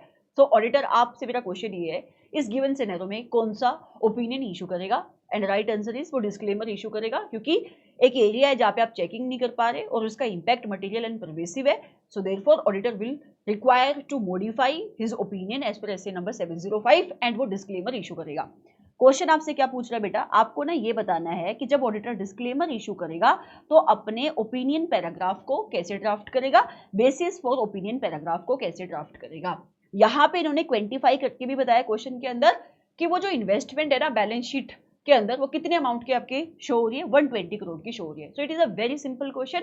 जब आप डिस्क्लेमर इशू करते हो ना, आप आंसर आके यहाँ पे देख सकते हो, जब आप डिस्क्लेमर इशू करोगे ओपिनियन का जो सेक्शन होगा उसकी हेडिंग को आप अकॉर्डिंगली मॉडिफाई कर दोगे और ओपिनियन आप इसका नाम नहीं रखोगे, डिस्क्लेमर ऑफ ओपिनियन आपको इस हेडिंग को बोलना पड़ेगा भी. ठीक है. एंड जब हम 700 के अंदर ओपिनियन की ड्राफ्टिंग पढ़ते हैं कि ओपिनियन के सेक्शन की वर्डिंग क्या होगी, वहां पे ऑडिटर शुरुआत करता है उस ओपिनियन सेक्शन की ये लिखकर that we have audited the accompanying financial statement, कि हमने फाइनेंशियल स्टेटमेंट की ऑडिट करी. पर क्योंकि जब आप डिस्क्लेमर इशू करते हो तो आप क्लियरली ये कह रहे हो कि हम कोई भी ओपिनियन एक्सप्रेस नहीं करते क्योंकि हमें एविडेंसेस नहीं मिले. तो आप ये नहीं बोल सकते ओपिनियन सेक्शन में कि हमने ऑडिट करी है, we have audited the financial statements. तो आप यहाँ पे इंट्रोडक्टरी लैंग्वेज जो डिस्क्लेमर ऑफ ओपिनियन सेक्शन की रखते हो वो क्या होता है, we were engaged to do the audit, we were engage to do the audit of CFS. बाकी जो लैंग्वेज होती है ना वो आपकी नॉर्मली रहती है कि हमें इंगेज किया गया था for doing the audit of accompanying consolidated financial statement, जिसके अंदर क्या आ रहा था, that were comprising of consolidated profit and loss account, balance sheet, cash flow statement. वो जो बाकी आपकी लैंग्वेज है वो सेम रहेगी. ठीक है. ओपिनियन सेक्शन के अंदर आप क्लियरली बताओगे in case of disclaimer of opinion that you do not express any opinion. और क्यों आप ओपिनियन एक्सप्रेस नहीं करें, क्या वो रीजन है? Because of the significance of the matter, जो कहां पे डिस्क्राइब्ड है बेटा, basis for disclaimer of opinion paragraph में. और basis for disclaimer of opinion paragraph में ऑडिटर बता देगा जो क्वेश्चन की सिचुएशन है वही, कि भाई ऐसा क्या रीजन था जिन रीजंस की वजह से आप एविडेंसेस कलेक्ट नहीं कर पाए. ठीक है. क्या वो एरिया था और कि उसका पॉसिबल इफेक्ट क्या पड़ रहा था. सो आप यहाँ पे क्या दोगे बेटा, आप यहाँ पे इशू करोगे डिस्क्लेमर ऑफ ओपिनियन. ये आपके इस पहले क्वेश्चन का आंसर बनेगा. चलो दूसरा क्वेश्चन क्या है, पहले ही क्वेश्चन का दूसरा पार्ट क्या है, again a very simple question. Question कहता है आप ऑडिटर हो एक कंपनी के जिसका नाम है ग्रोथ लिमिटेड एंड ऑडिटर ने पॉजिटिव कंफर्मेशन भेजी है to the 45 creditors of a company in March 2024. So basically आप किसी कंपनी की ऑडिट कर रहे हो और बैलेंस शीट के अंदर क्रेडिटर्स आ रहे होंगे ठीक है, उन क्रेडिटर्स को टेस्ट करने के लिए, लेट्स से आप उनकी एग्जिस्टेंस को टेस्ट करना चाहते हो, तो आपने एक्सटर्नल कंफर्मेशन भेजी। और एक्सटर्नल कंफर्मेशन दो टाइप की होती है, पॉजिटिव कंफर्मेशन और नेगेटिव कंफर्मेशन। यहाँ पे ऑडिटर जो कंफर्मेशन भेज रहा है उसका नेचर क्या है, पॉजिटिव कंफर्मेशन वो सेंड कर रहा है। पॉजिटिव कंफर्मेशन में confirming party in either situation respond करती है, चाहे वो अग्री कर रही है चाहे वो डिसअग्री कर रही है। समझ में आया? तो आप क्या कर रहे हो, पॉजिटिव कंफर्मेशन भेज रहे हो 45 क्रेडिटर्स को। क्वेश्चन कहता है ये जो जितने भी क्रेडिटर्स को आपने कंफर्मेशन भेजी सारे इनफॉर्मल सेक्टर में काम कर रहे हैं या आपके सारे स्मॉल कंसर्न्स हैं। ठीक है, चलो क्वेश्चन आगे ये भी कह रहा है पॉजिटिव कंफर्मेशन सेंड करने के लिए ऑडिटर ने जो एड्रेसेस उठाई है वो एड्रेसेस इन्होंने, इन क्रेडिटर्स ने आपके नाम पे, कंपनी के नाम पे जो बिल रेज करे, आपने उस इनवॉइस से, उस बिल से एड्रेसेस उठाए है और कंपनी के सीएफओ ने कोई ऑब्जेक्शन भी नहीं करी। अभी तक तो मुझे इसमें कोई इशू नहीं दिखाई दे रहा क्वेश्चन में। ठीक है, मूविंग फॉरवर्ड, क्वेश्चन आगे कहता है एक हफ्ते के अंदर आपने जो कंफर्मेशन भेजी थी क्रेडिटर्स को, उनका रिस्पॉन्स भी आ गया। लेकिन इशू क्या है, इशू अब शुरू होता है। आपकी ही फर्म का एक आर्टिकल असिस्टेंट है, वो आपको इन्फॉर्म करता है कि जो 45 क्रेडिटर्स को आपने कंफर्मेशन भेजी ना, उसमें से 38 ऐसे क्रेडिटर्स है, 38 ऐसी कंसर्न्स है जिनकी जीएसटी रजिस्ट्रेशन कैंसिल हुई है ड्यूरिंग द फाइनेंशियल ईयर 2023-2024। समझ में आ रहा है? और उसको ऐसा कैसे पता लग गया? क्योंकि उसने जीएसटी पोर्टल से इंफॉर्मेशन कलेक्ट करी है। ओके, और उसको फर्दर ये भी पता लगा कि कोई और रजिस्ट्रेशन के लिए अप्लाई भी नहीं किया गया। क्वेश्चन आपसे पूछता है बताओ कि ऑडिटर इस गिवन सिनेरियो में अब ऑडिट में कैसे आगे बढ़ेगा। हाउ यू मतलब auditor would proceed in this situation. A very simple question. देखो, जब ये क्वेश्चन एग्जाम के अंदर आएगा आप इजीली आइडेंटिफाई कर पाओगे ये 505 का क्वेश्चन है। अब आपके मन में क्वेश्चन ये आएगा कि 505 में कंसेप्ट कौन सा? तो 505 में कंसेप्ट 3-4 ही है बेटा। एक तो डिजाइनिंग वाला कंसेप्ट है कि कंफर्मेशन रिक्वेस्ट जब आप डिजाइन करते हो तो किन किन फैक्टर्स को आप कंसीडर करते हो, तो डिजाइनिंग की तो क्लियरली यहाँ पे बात नहीं हो रही। दूसरा, आप जब कंफर्मेशन भेज देते हो उसका रिस्पॉन्स अगर नहीं आता है तो ऑडिटर का रिस्पॉन्स क्या होगा। अब वो सिनेरियो भी यहाँ पे कवर नहीं हो रहा क्योंकि रिस्पॉन्स तो आया। सिनेरियो क्या कवर हो रहा है कि आपने कंफर्मेशन भेजी, रिस्पॉन्स आया, बट रिस्पॉन्स के ऊपर भरोसा नहीं हो रहा ऑडिटर को। क्यों नहीं हो रहा है? क्योंकि जिन क्रेडिटर्स को आपने कंफर्मेशन भेजी जहां से जवाब आ रहा है उनका जीएसटी रजिस्ट्रेशन 38 का तो कैंसिल हो गया है। मतलब ऐसा हो सकता है ना, वो एड्रेसेस जेन्युइन नहीं थे, वो क्रेडिटर्स जेन्युइन नहीं थे, वो एग्जिस्टेंस के ऊपर क्वेश्चन मार्क राइज हो रहा है। तो मतलब ये हो सकता है ना कि जहां से जवाब आ रहा है वो जवाब रिलायबल नहीं है 38 क्रेडिटर्स का। Are you getting me what I am trying to say here? So 505 के अंदर हम ये सिचुएशन डील करते हैं कि जहां पे रिस्पॉन्स रिलायबल नहीं होता है ऑडिटर को इवेल्युएट करना पड़ता है कि इसका इंपैक्ट ऑडिट के ऊपर क्या पड़ रहा है, उसका फर्दर एक्शन उससे इंपैक्ट होगा। ऑडिट के ऊपर इंपैक्ट क्या पड़ रहा है मतलब क्या? अरे बेटा ऐसा भी तो हो सकता है ये फ्रॉड किया हो, ये क्रेडिटर्स आपके जेन्युइन नहीं, ऐसा भी तो हो सकता है कि कोई रिस्क था इस एरिया में जिसको आप आइडेंटिफाई नहीं कर पाए थे 315 जब आपने लगाया था, है ना? तो आपको अपने रिस्क को भी रिवाइज करना पड़ सकता है, और अगर आप रिस्क को रिवाइज करोगे तो आप अपने रिस्पॉन्सेस को भी रिवाइज करोगे, मतलब आप एनटीई और फर्दर ऑडिट प्रोसीजर भी अकॉर्डिंगली मॉडिफाई करोगे। और ऐसे नंबर 500 आपको कहता है कि ऑडिटर को sufficient and appropriate audit evidences collect करने पड़ते हैं। Are you getting me what I am trying to say here? So sufficient and appropriate audit evidences का मतलब रिलायबल एविडेंसेस होनी चाहिए, रेलिवेंट एविडेंसेस होनी चाहिए। सो इस क्वेश्चन के अंदर आंसर वही लिखा हुआ है कि ऐसे number 505 that is confirmation it requires that if the auditor determines कि response of the confirmation request reliable नहीं है तो auditor shall evaluate कि इसका impact रिस्क के ऊपर क्या पड़ रहा है, including risk of fraud. And अगर आप रिस्क को रिवाइज करोगे तो बेटा एनटीई ऑफ फर्दर ऑडिट प्रोसीजर भी आपको अकॉर्डिंगली मॉडिफाई करना पड़ेगा। फिर इसने बताया कि गिवन क्वेश्चन में सिनेरियो क्या है, और जैसा मैंने आपको बोला ऐसे नंबर 500 भी यही बात कहता है कि आपको रिलायबल और रेलिवेंट ऑडिट एविडेंसेस चाहिए, लेकिन कुछ ऐसे फैक्टर्स हो सकते हैं बेटा जहां से एक रिलायबिलिटी के ऊपर क्वेश्चन मार्क राइज हो सकता है ओवर द इंफॉर्मेशन जो आपको मिल रही है, भले ही ये इंफॉर्मेशन आपको एक इंडिपेंडेंट सोर्स से आ रही है। जैसे कि आपके गिवन क्वेश्चन में क्रेडिटर्स थर्ड पार्टी है, बट क्वेश्चन मार्क कब अराइज हो सकता है over the reliability of such information, अगर वो इंफॉर्मेशन ऑडिटर को डायरेक्टली नहीं आई, इनडायरेक्टली आ रही है, या फिर ओरिजिनली कंफर्मिंग पार्टी जवाब नहीं दे रही है। ओके, सो बेटा इन सारे सिनेरियो को ध्यान में रखते हुए ऑडिटर कंसीडर करेगा कि इसका इंपैक्ट ऑडिट के ऊपर क्या पड़ रहा है, इंक्लूडिंग रिस्क ऑफ फ्रॉड। ये आपको इस क्वेश्चन का आंसर लिखना है, ठीक है। Question number 3, again a very simple question, कहता है सीए शोभित ऑडिट कर रहा है किसी कंपनी की जिसका नाम है XYZ लिमिटेड, कौन से फाइनेंशियल ईयर के लिए, 2023-2024 के लिए, एंड कंपनी इंगेज्ड है in the export of handicraft item in Europe. तो यूरोप में आप एक्सपोर्ट करते हो। ऑडिट अभी खत्म ही होने वाली थी in the month of July 2024, लेकिन क्या हुआ बेटा, ये जो सीए शोभित है ना, इसको क्या पता लग गया, he becomes known, it becomes known to CA Shobhit कि one of the overseas buyer has made a legal claim against the company on 1st जून 2024। समझना, 31 मार्च 2024 को आपका फाइनेंशियल ईयर खत्म हो जाता है और एक आपका ओवरसीज कस्टमर है जिसने कंपनी के अगेंस्ट केस डाल दिया है बैलेंस शीट डेट के बाद 1 जून 2024 को। रिपोर्ट अभी बनी नहीं है, रिपोर्ट के ऊपर डेट अभी डली नहीं है, ठीक है। क्वेश्चन आगे कहता है रीजन क्या था, उसको भाई लगता है कि आपने तो जो गुड शिफ्ट करे थे ना, वो गुड्स क्या है, सब स्टैंडर्ड कैटेगरी के हैं। For injury cost to the customer of one of European buyers due to sub standard dyes used in rugs for one lot of the order shift in August 2023। चलो आगे कहता है the management of the company has decided to agree to an out of court settlement of ₹4 crore to protect his reputation। और company ने भी बोला ठीक है यार, अपने नाम बचाने के लिए मैं आउट ऑफ कोर्ट सेटलमेंट कर लूंगी 4 करोड़ रुपए की। फाइनेंशियल स्टेटमेंट कंपनी की साइलेंट है, बताओ सीए शोभित को इस इशू को अपने फाइनेंशियल स्टेटमेंट में क्या कैसे उसको कवर करना चाहिए। तो आप आइडेंटिफाई कर पा रहे हो कि ऐसे नंबर 560 का क्वेश्चन है, सब्सिक्वेंट इवेंट जो सिचुएशन नंबर 1 है वहां से क्वेश्चन है। मैम ये सिचुएशन नंबर 1 कौन सी है, all those events which are occurring between the date of balance sheet and auditor's report date। तो रिपोर्ट अभी बनी नहीं है, बट बैलेंस शीट डेट के बाद up to the report auditor's report date जो भी इवेंट हो रहे हैं, ऑडिटर को as per SA number 560 sufficient and appropriate audit evidences collect करने पड़ते हैं कि क्या इन इवेंट्स को आपने अप्रोप्रिएटली रिफ्लेक्ट किया है फाइनेंशियल स्टेटमेंट के अंदर।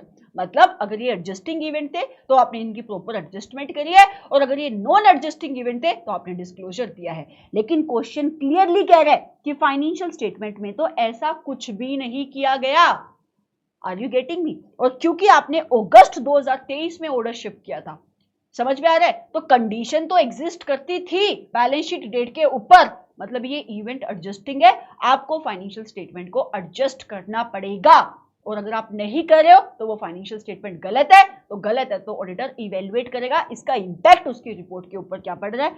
आप इस क्वेश्चन का आंसर जब यहाँ पे आके पढ़ते हो तो बेटा यही लिखा हुआ है 560 के, यहाँ पे इन्होंने सबसे पहले प्रोविजन लिखी हुई है कि जो गिवन सिनेरियो डिस्कस हो रहा है ये बेसिकली सब्सिक्वेंट इवेंट है जो अकर हो रहे हैं between the date of financial statement and auditor's report date.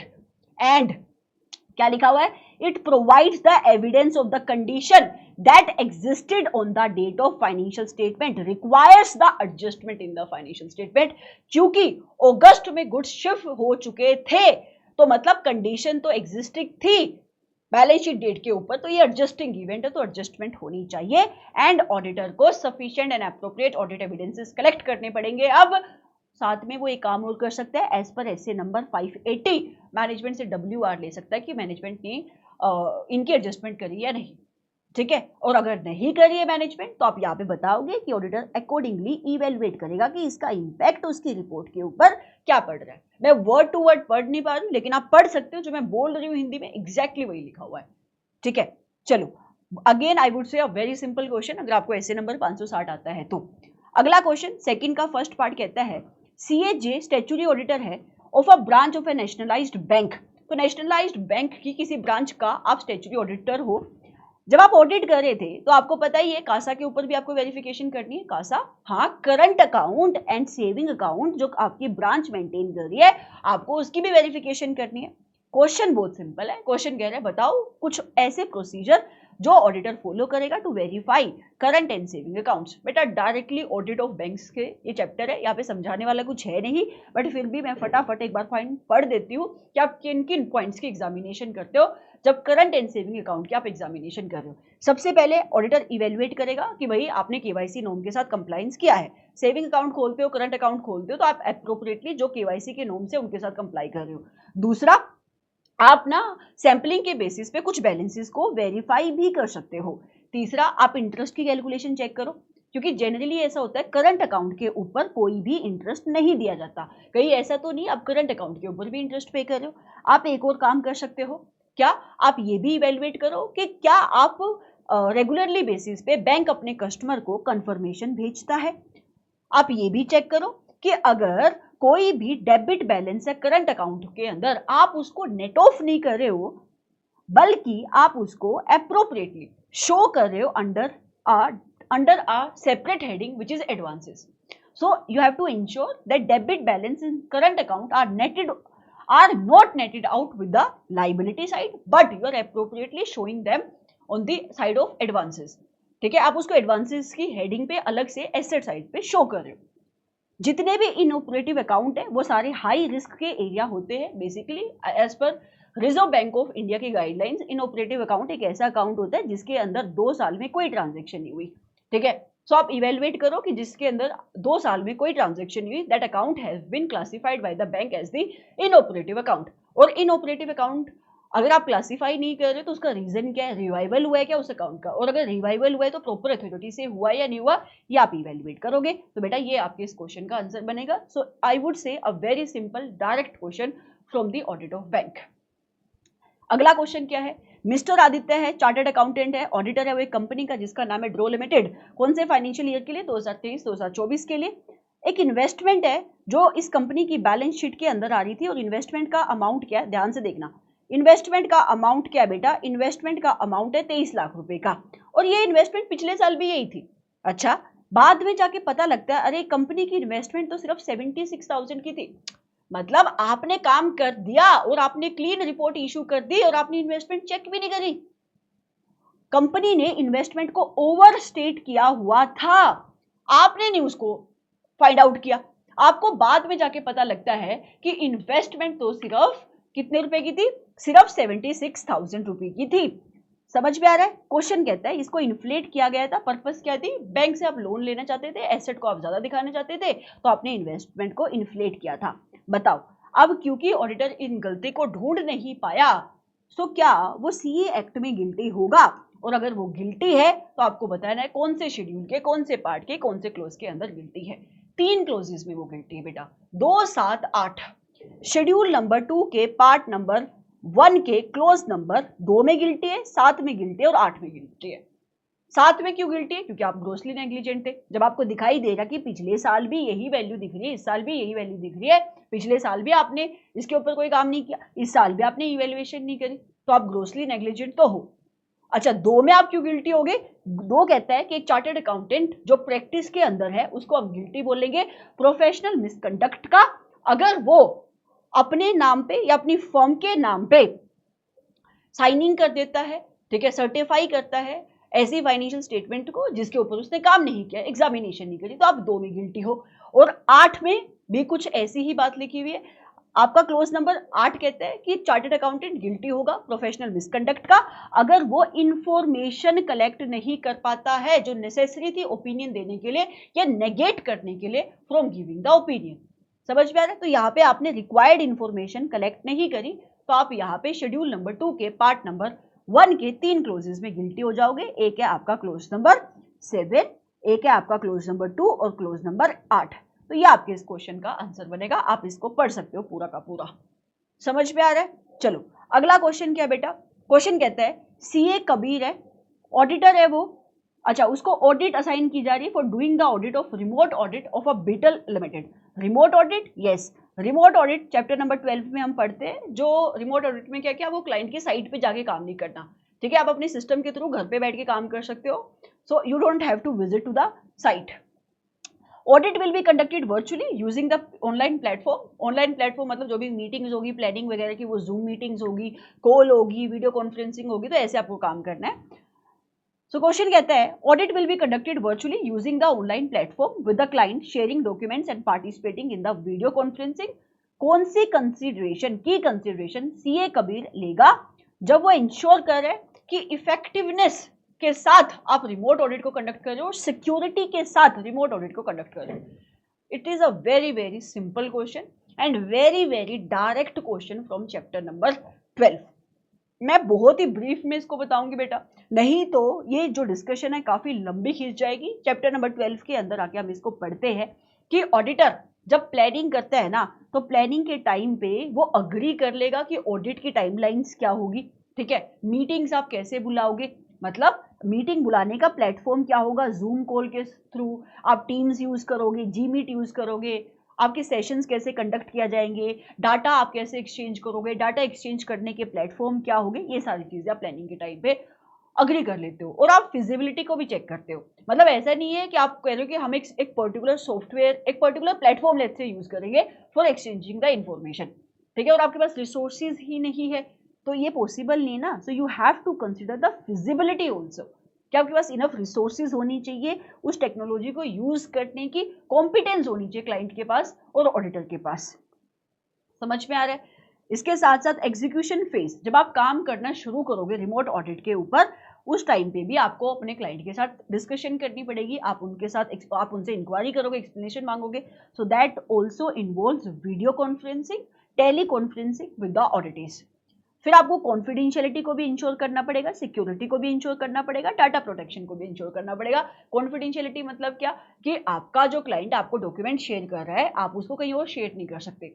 जैसे जैसे यहाँ पे बातें लिखी हुई, बेसिकली वो कह रहे हैं कि आप इंश्योर करो कि जैसे कि मीटिंग हो रही है, तो मीटिंग के बीच में कोई डॉक्यूमेंट प्रेजेंट किया जा रहा है, आप उसका स्क्रीनशॉट नहीं ले सकते। स्क्रीनशॉट आप ले रहे हो तो फिर प्रॉपर अथॉरिटी के साथ वो स्क्रीनशॉट लिया जा रहा है। एक बार कॉमन शेयरिंग, डॉक्यूमेंट शेयरिंग जो प्लेटफॉर्म है, वहां पे डॉक्यूमेंट शेयर करते हैं क्लाइंट नहीं, जब उनकी पर्पज सर्व हो जाती है आप उनको हटा दो, समझ में आ रहा है, या आप उनको आर्काइव कर दो। तो ये सारी चीजें आप देखते हो जब आप रिमोट ऑडिट को कंडक्ट कर रहे हो। ये क्वेश्चन बिल्कुल डायरेक्टली चैप्टर नंबर 12 से है, आप इसको पढ़ सकते हो। समझ में आ रहा है बेटा। चलो अगला क्वेश्चन मैं देख रही हूँ, मेरा जो मेन फोकस है एमटीपी की डिस्कशन के अंदर, क्योंकि क्वेश्चन बहुत सारे हैं, जो क्वेश्चन बिल्कुल ही डायरेक्टली है तो वहां पे टाइम इन्वेस्ट करके कोई फायदा नहीं, क्योंकि आपको कंसेप्ट आता है तो आप उस क्वेश्चन का आंसर इजिली लिख सकते हो। ओके, यहाँ पे मेन पर्पस है ऐसे क्वेश्चन जो स्टैंडर्ड बेस्ड क्वेश्चन है या जहां पे आप उलझ सकते हो, उन क्वेश्चन को टेकअप करना। अगला क्वेश्चन है, एक ऑडिटर है जिसका नाम है Deepti and company, chartered accountants है, आप ऑडिट कर रहे थे। ऑडिट किसकी की जा रही है, मैग्मा लिमिटेड की।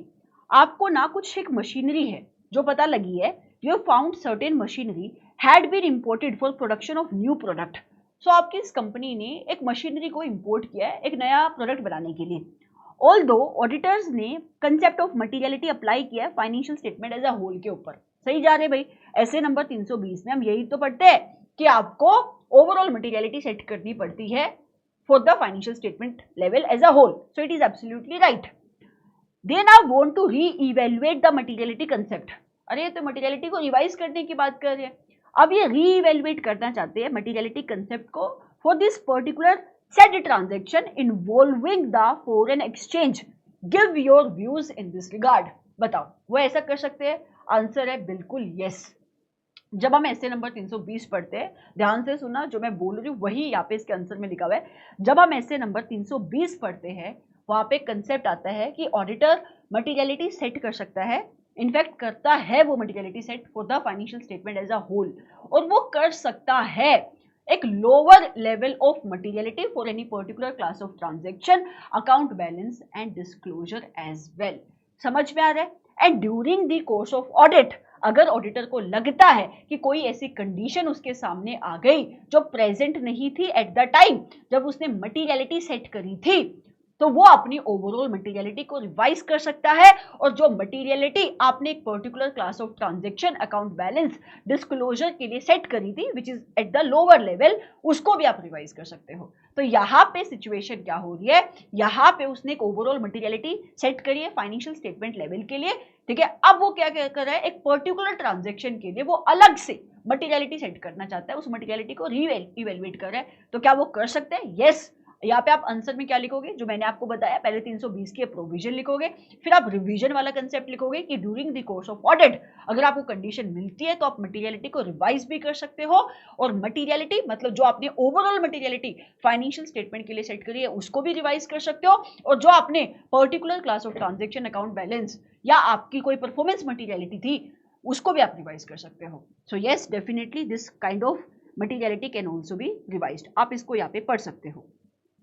लिखा हुआ है यहाँ पे, देखो कंक्लूजन के अंदर, thus Deepti and company can re evaluate the materiality concept after considering the necessity of such a revision. Okay, moving forward to next question. अगला क्वेश्चन है बेटा, ध्यान से देखना, एक second, give me a second. Okay, so अगला question है, it is a good question I think, क्योंकि न्यूमेरिकल बेस्ड क्वेश्चन है तो डेफिनेटली, अगर डिस्क्रिप्टिव पोर्शन में ना सही बट एमसीक्यू में तो डेफिनेटली ऐसा क्वेश्चन आ सकता है। मेरी स्पीड थोड़ी सी तेज रहती है जब मैं ये इस टाइप के क्वेश्चंस टेकअप कर रही हूँ। इसका रीज़न ये बेटा, ज़्यादा बोलने में एनर्जी बहुत लगती है और प्रैक्टिस बहुत करनी पड़ती है, पहले क्वेश्चन कई बार पढ़ने पड़ते हैं, और स्पीड तेज़ रखने का ऑब्जेक्टिव ये है क्योंकि मैं बोलना बहुत कुछ चाहती हूँ, शायद मैं पढ़ना भी सब कुछ चाहती हूँ, बट वो पॉसिबल नहीं है, नहीं तो ड्यूरेशन बढ़ जाएगी आपकी। ओके, और हर एक क्वेश्चन को अगर आप देखते हो ना तो काफ़ी उसके अंदर कंसेप्ट होते हैं, और एक क्वेश्चन पेपर के अंदर नंबर ऑफ क्वेश्चन बहुत ज़्यादा होते हैं, तो टाइम भी मिनिमाइज करना पड़ता है, कंसेप्ट भी पूरा बोलना पड़ता है, तो इस वजह से थोड़ी सी स्पीड तेज रहती है। ओके, ये मैं इस वजह से बता रही हूँ क्योंकि एक आधा बच्चा ऐसा आता है बीच में जिसको स्पीड से इश्यू होता है, but majority of the student okay with this speed, क्योंकि मुझे पता है एनीवेज आप टीचर्स को बहुत एक हाई स्पीड पे सुनते हो। ठीक है, चलो क्वेश्चन देखना क्या है। ये क्वेश्चन कहता है, और ये स्पीड सिर्फ रिवीजन क्लासेस में ऐसी है, रेगुलर बैचेस में ऐसी नहीं है। ओके, तो आप प्लीज़ ऐसा मेरी इमेज मत क्रिएट करना कहीं पे भी कि ऐसा, अभी तो मैंने शुरुआत करी है और पहले ही इमेज ऐसी बन जाएगी तो फिर तो दिक्कत हो जाएगी। ये सिर्फ रिवीजन के टाइम पे। क्वेश्चन कह रहा है, एक कंपनी है जिसका नाम है सिंह लिमिटेड, और ये कंपनी रजिस्टर्ड है कंपनीज एक्ट 2013 में, अच्छी बात है। Company is engaged in the business of loan, advances, acquisition of share, stock, bonds, debenture, security issued by government और लोकल अथॉरिटी। तो ये कुछ तो फाइनेंशियल एसेट में डील कर रही है भाई। ठीक है, फॉर द ईयर एंडेड 31 मार्च 2024 ये कंपनी की फाइनेंशियल स्टेटमेंट के कुछ एक्सट्रैक्ट आपके सामने दिए हुए हैं। ओके, पहले मैं नीचे का क्वेश्चन पढ़ लेती हूँ, फिर इनकी रेलिवेंस को समझेंगे। क्वेश्चन कहता है, directors intend to apply for the registration as the NBFC. Company के डायरेक्टर इसको एनबीएफसी के तौर पे रजिस्टर कराना चाहते हैं under section number 45 IA of reserve bank of India act. ठीक है, अब एडवाइस करो। देखो बेटा, अगर इनको रजिस्ट्रेशन लेनी है ले लो, लेकिन पहले इसका प्रिंसिपल बिजनेस का क्राइटेरिया तो आपको देखना पड़ेगा ना, मतलब इसका प्रिंसिपल बिजनेस अगर आपका एनबीएफसी वाला है तो फिर आप इसको रजिस्टर करा सकते हो, ऐसे एनबीएफसी नहीं, अदरवाइज तो नहीं। वो क्राइटेरिया क्या, आप दो कंडीशन देखते हो। अच्छा, पहली कंडीशन क्या है कि कंपनी के फाइनेंशियल एसेट आपके टोटल एसेट्स के 50% से ज्यादा होने चाहिए, और दूसरा कंडीशन क्या है, जब मैं कह रही हूँ ना आपके फाइनेंशियल एसेट मतलब फाइनेंशियल, सॉरी, जब मैं कह रही हूँ टोटल एसेट मतलब net of your intangible asset. दूसरा क्राइटेरिया क्या है बेटा कि इन फाइनेंशियल एसेट से जो कंपनी को इनकम हो रही है वो इनकम आपकी कंपनी की ग्रोस इनकम से 50% से ज्यादा की होनी चाहिए। मैं आपको क्राइटेरिया एक बार पढ़ा देती हूँ। क्राइटेरिया क्या है, ये दो क्राइटेरिया आपको सेटिस्फाई करने पड़ते हैं, तभी आप इस कंपनी को रजिस्टर करा सकते हो as NBFC. Number 1, financial asset of a company constituting more है ये exceeding 50% of the total asset. Total asset में से आप इंटेंजिबल एसेट माइनस करोगे, एंड इसके साथ साथ जो इनकम आपको फाइनेंशियल एसेट से हो रही है that should be more than 50% of the gross income. जो कंपनी दोनों क्राइटेरिया को सेटिस्फाई करेगी उसको आप रजिस्टर करा सकते हो। तो यहाँ पे अगर आप कंपनी के टोटल एसेट देखते हो तो बेटा 620 करोड़ है, इसमें से आप इंटेंजिबल एसेट माइनस करोगे तो बनेगा 608 करोड़, उसका 50% निकाल लो, 50% आ रहा है 304 करोड़। तो अगर फाइनेंशियल एसेट इस अमाउंट के ऊपर के है तो बेटा इसका मतलब क्या हुआ, पहली कंडीशन सेटिस्फाई होगी। और फाइनेंशियल एसेट मतलब देखो ये loan and advance financial asset है, करंट एसेट का जो भी लोन एंड एडवांस है ये भी आपका फाइनेंशियल एसेट है, इन दोनों को आप मिलाते हो तो फाइनेंशियल एसेट बन रहे 374 करोड़ के, that means 3704 crore which is exceeding this particular figure. So yes, पहली कंडीशन सेटिस्फाई हो रही है। दूसरा क्या है, इनकम देखो फाइनेंशियल एसेट से कितनी हो रही है, इनकम फ्रॉम फाइनेंशियल एसेट। देखो ये इनकम होगी आपकी in the nature of interest and dividend. So ये इनकम का अमाउंट कितना है, 68 करोड़ का। क्या ये इनकम ग्रोस इनकम के 50% से ज्यादा है? ग्रोस इनकम कितनी है, 118.75 करोड़ की। क्या ये उससे ज्यादा है? यस। अगर आप 50% निकालते हो ग्रोस इनकम का तो ये बनता है 59.375 crore, and 68 crore is definitely exceeding this figure. तो आप दोनों क्राइटेरिया सेटिस्फाई कर रहे हो तो यस, आप एनबीएफसी को अप्लाई कर सकते हो, सेक्शन 45 मतलब इस कंपनी को अप्लाई कर सकते हो for registering as a NBFC under section 45IA of RBI Act? This will be the answer of your question. इसके डिस्क्रिप्टिव पोर्शन में आने के चांसेस की बजाय आई वुड से कि MCQ में डेफिनेटली ऐसे क्वेश्चन बन सकता है। अगला क्वेश्चन, CA शुभ चार्टर्ड अकाउंटेंट है, प्रैक्टिस के अंदर है, स्पेशलाइज्ड है in the field of information system audit. अच्छा, इंफॉर्मेशन सिस्टम ऑडिट करता है, सिस्टम्स की ऑडिट करता है ये, and he is considered to be one of the expert in this field. और क्योंकि उसको सब्जेक्ट के ऊपर कमांड है ना, तो वो एक्सपर्ट माना जाता है इस फील्ड के अंदर। ZX लिमिटेड एक कंपनी है जो मैनेजमेंट कंसल्टेंसी सर्विसेज ऑफर करी है, और मैनेजमेंट कंसल्टेंसी सर्विसेज ऑफर करने के लिए इन्होंने क्या किया, ये जो CA शुभ है इसको अपना मैनेजिंग डायरेक्टर अपॉइंट करना चाहती है। जब आप शेड्यूल नंबर 1 पार्ट नंबर 1 का क्लोज नंबर 11 पढ़ते हैं, वहां पे लिखा हुआ है कि एक चार्टर्ड अकाउंटेंट जो प्रैक्टिस के अंदर है उसको हम गिल्टी बोलेंगे प्रोफेशनल मिसकंडक्ट का, अगर वो अपने आप को किसी और बिजनेस प्रोफेशन में इंगेज करता है। तो आप डायरेक्टर बन सकते हो किसी कंपनी के, वो लाउड है, लेकिन आप मैनेजिंग डायरेक्टर नहीं बन सकते। क्वेश्चन आगे पढ़ते हैं। CA शुभ ने इस पोजीशन को एक्सेप्ट कर लिया है। क्वेश्चन आपसे पूछता है बताओ क्या वो गिल्टी होगा प्रोफेशनल मिसकंडक्ट का? इसका आंसर आएगा नो। आप बोलोगे मैम अभी तो आपने बोला कि ऐसा होता है और अभी तो आप फिर पलट गए। हाँ बेटा, ऐसा होता है, लेकिन काउंसिल की गाइडलाइन भी तो साथ में पढ़ो। काउंसिल की गाइडलाइंस ने अलाउ किया हुआ है कि एक चार्टर्ड अकाउंटेंट जो प्रैक्टिस के अंदर है, एक ऐसी बॉडी कॉर्पोरेट जो एक्सक्लूसिवली मैनेजमेंट एंड आपकी जो अदर कंसल्टेंसी सर्विसेज है उनको प्रोवाइड करती है, which are covered under section number 2 subsection number 2 के क्लोज नंबर 4 के अंदर, वो गिल्टी नहीं होगा। मतलब आप MD बन सकते हो, you can become the whole time director, you can become the manager, you can even hold the equity of a body corporate which is body corporate which is defined under section, I think इसका होता है section number 2 subsection number 12 of companies act 2013। लेकिन ये body corporate exclusively engaged होनी चाहिए in providing the management consultancy and other services as defined under section number 2 subsection number 2 clause number 4 of CA act. समझ में आ रहा है? तो ये गिल्टी यहाँ पे नहीं होगा, ये गिल्टी यहाँ पे नहीं होगा इस रीजन की वजह से। Are you getting me? चलो, मैं पूरा क्वेश्चन का आंसर नहीं पढ़ रही हूँ, आप पढ़ सकते हो, प्रोविजन यही इसके ऊपर एप्लीकेबल होगी। पहले शेड्यूल 1 पार्ट 1 क्लोज नंबर 11 को आप यहाँ पे मेंशन करोगे, ठीक है, कि ऐसा ऐसा ये कहता है। उसके बाद आप काउंसिल गाइडलाइंस के प्रोविजन को मेंशन करोगे, क्वेश्चन लिखोगे और कंक्लूड कर दोगे। अगला क्वेश्चन है 4th का part number A, discuss the reporting responsibility of a statutory auditor for the situation in this particular situation for the year 2023-24 under कारो 2020। दो सिचुएशन दी हुई है, पहली सिचुएशन और दूसरी सिचुएशन। आपको इन दोनों सिचुएशन को पढ़ना है और बताना है कारो में इसकी रिपोर्टिंग कहाँ पे होगी। मतलब बेटा इतना सिंपल क्वेश्चन। मैम सिंपल क्यों? जो अभी सजेस्टेड आंसर का वो मैराथन टाइप डाला था उसके अंदर ये क्वेश्चन पूछा गया है पास्ट ईयर में। कहता है आप ना फाइनेंशियल ईयर की ऑडिट कर रहे हो 2023-2024 के लिए, कंपनी का नाम है कैंडी लिमिटेड, और कैंडी लिमिटेड ने अपने ऑफिस को अपग्रेड करने का सोचा है और कह रही मैं बेंगलोर की प्राइम लोकेशन पे जाती हूँ। और जब वो इस अपग्रेडेशन को कर रही थी तो उनको ना एक प्लॉट दिखाई दिया। They sought to acquire an adjacent plot of land owned by mister Siddhant. ठीक है, सो उनको एक प्लॉट दिखाई दे रहा है, लैंड दिखाई दे रही है, जिसको कौन ओन कर रहा है? उन्हीं की कंपनी का डायरेक्टर। इनिशियली ऑब्वियसली अब उनको वो प्लॉट चाहिए, तो वो क्या कह रहे हैं, वो अपने डायरेक्टर को बोल रहे हैं कि मुझे लैंड सेल कर दो। मिस्टर सिद्धांत अग्री नहीं कर रहा था इस लैंड को बेचने के लिए, लेकिन कंपनी ने उसको परस्यू किया।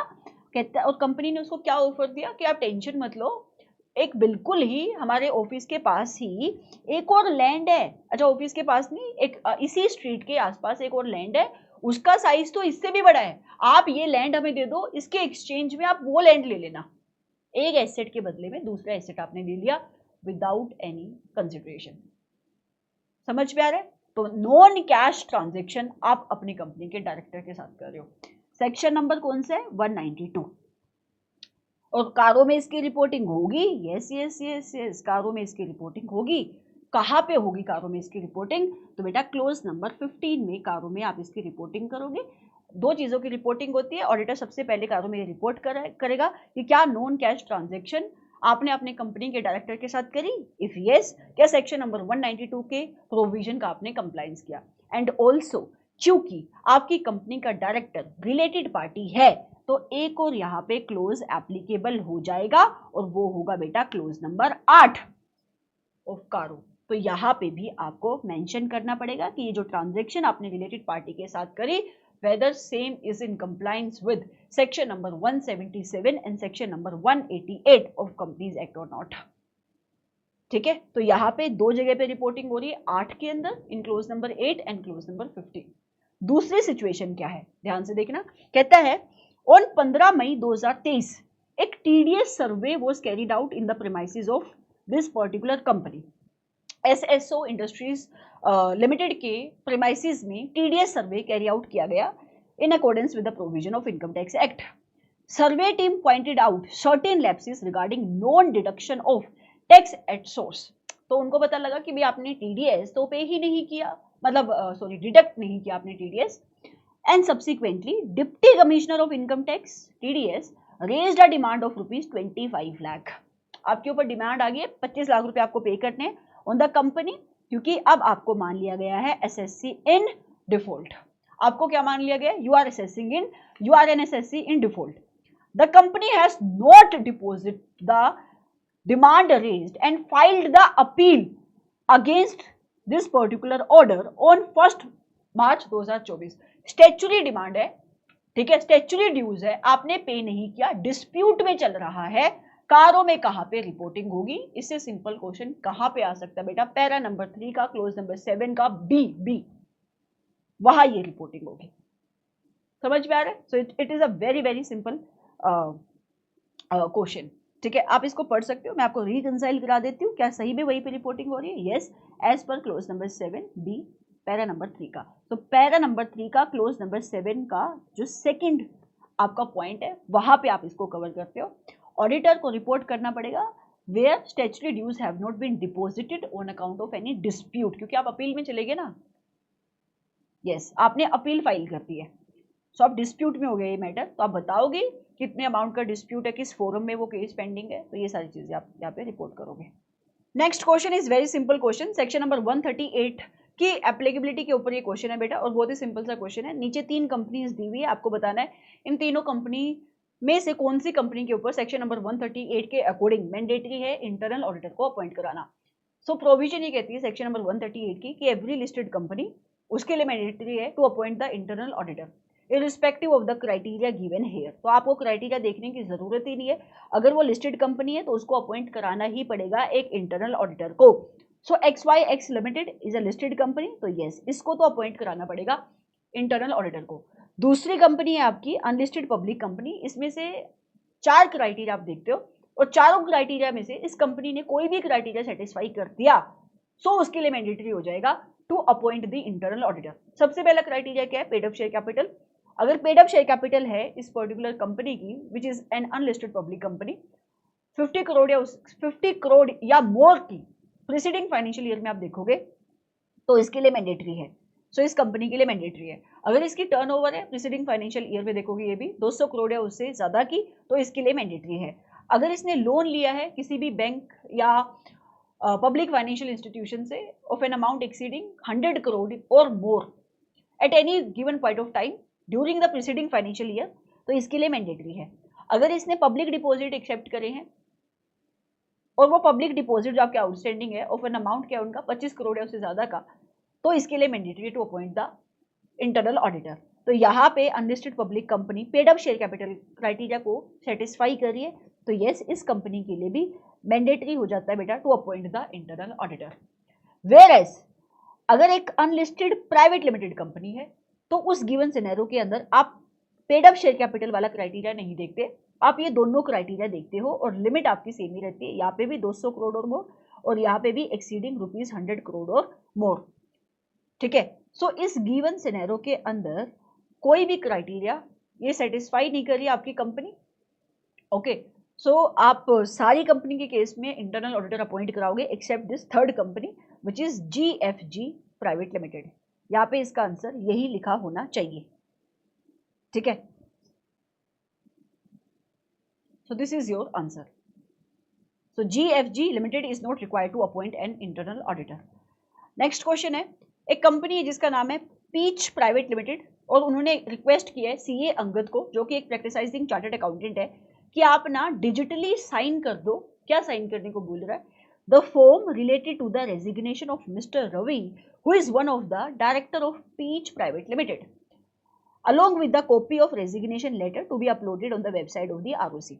ठीक है, तो ये डिजिटली साइन करने को बोल रही है resignation letter of a particular director जिनका नाम है mister Ravi. Signature of mister Ravi was simply copied and pasted by another director of Peach Private Limited। जो मिस्टर रवि के सिग्नेचर थे वो सिंपली कॉपी पेस्ट किए हुए थे किसी और डायरेक्टर ने। सीए अंगद ने कोई वेरिफिकेशन नहीं करी कि वो रेजिग्नेशन लेटर जेन्युइन है, और उसने बिना काम करे, बिना अपने काम को अच्छे से परफॉर्म करे, कोई वेरिफिकेशन करे, डिजिटली साइन कर दिया फॉर्म को, and said form was uploaded to the website of ROC. बताओ क्या ये चार्टर्ड अकाउंटेंट गिल्टी है प्रोफेशनल मिसकंडक्ट का? यस।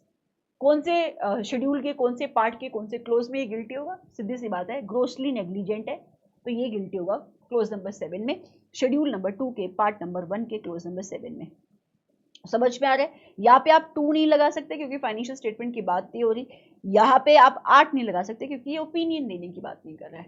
यहाँ पे ये 7 में ही गिल्टी होगा क्योंकि इसने अपना जो काम किया ग्रोसली नेग्लिजेंट था, उसको वेरिफिकेशन करनी चाहिए थी, उसने वेरिफिकेशन करी नहीं। तो आप क्वेश्चन का आंसर आके देखते हो तो he will be held guilty under schedule number 2 part number 1 के क्लोज नंबर 7 में। अगला क्वेश्चन है क्वेश्चन नंबर 5 का पार्ट नंबर ए। बहुत ही सिंपल क्वेश्चन है। अगर आपने पास्ट ईयर की वो जो सजेस्टेड आंसर की मैंने वीडियो डाली है, आपने उसको देखा है, तो मैं आपको बता दूं क्वेश्चन नंबर 5 का पार्ट नंबर ए भी और पार्ट नंबर बी भी उस डिस्कशन के अंदर कवर्ड है ऑलरेडी। बट ऐसा कोई बच्चा डेफिनेटली हो सकता है जो उसको देखकर नहीं आ रहा है, तो फिर मैं इसको थोड़ा सा ब्रीफ में यहाँ पे टेकअप कर लेती हूँ।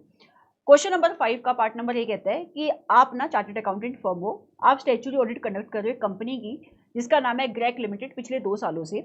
ग्रैक लिमिटेड क्या कर रही है बेटा? ये मैन्युफैक्चरिंग करती है, मार्केटिंग करती है फार्मास्यूटिकल गुड्स की। अब ड्यूरिंग द फाइनेंशियल ईयर 2023-24 आप इनके ऑडिटर हो, ठीक है, आप कॉन्टिन्यूशन में इनके ऑडिटर हो। कंपनी ने डाइवर्सिफिकेशन करी है और कंपनी अब फार्मास्यूटिकल प्रोडक्ट तो बना ही रही है, साथ साथ में इसने सॉफ्टवेयर सोल्यूशन ऐसा भी कोई प्रोडक्ट इन्होंने देना शुरू कर दिया है, ठीक है। तो ये ऑल टुगेदर एक डिफरेंट काम करना शुरू कर रही है, ई कॉमर्स में ये जा रही है। इसके साथ साथ ये काम सिर्फ इंडिया में नहीं करेगी, अब ये कुछ तो अफ्रीकन कंट्रीज में भी काम करेगी। अब ये जो आपका चार्टर्ड अकाउंटेंट फर्म है ना, जब ये साल के ऑडिट कैरी ऑन कर रहे थे, इनको समझ में आया अरे कंपनी ने तो अपने ऑपरेशन को एक्सपेंड कर दिया है और मेरे पास तो एक्सपीरियंस है ही नहीं, ना मेरे पास इंफ्रास्ट्रक्चर है, रिसोर्सेज है, और ना ही मेरे पास कॉम्पिटेंस है to perform this particular engagement with the quality, है ना। तो ये चार्टर्ड अकाउंटेंट अब इस गिवन एंगेजमेंट से विदड्रॉ करने का सोच रहे हैं। क्वेश्चन आपसे पूछता है, बताओ, डिस्कस करो कि कौन कौन से इश्यूज इन सीएस को कंसिडर करने पड़ेंगे, इस फर्म को कंसिडर करने पड़ेंगे बिफोर डूइंग द विदड्रॉल। तो बेटा सिंपल सा क्वेश्चन है, एज पर SQC1 कहता है कि आपकी फर्म के पास ऐसी पॉलिसीज एंड प्रोसीजर होनी चाहिए जो आपकी फर्म को एक रीजनेबल एश्योरेंस प्रोवाइड कराए कि जब भी कोई क्लाइंट आपके पास आता है, before giving the acceptance to the client या continuing the relationship with that client, अगर वो एग्जिस्टिंग क्लाइंट है, जैसे कि आपके इस गिवन सिनेरियो में हो रहा है, आप इवेल्युएट करो उस क्लाइंट के बारे में इंफॉर्मेशन, और आप ये भी देखो कि क्या आपकी फर्म के पास नेसेसरी कॉम्पिटेंस है, कैपेबिलिटी है, टाइम है, रिसोर्सेज है कि वो इस एंगेजमेंट को क्वालिटी के साथ परफॉर्म कर सकती है।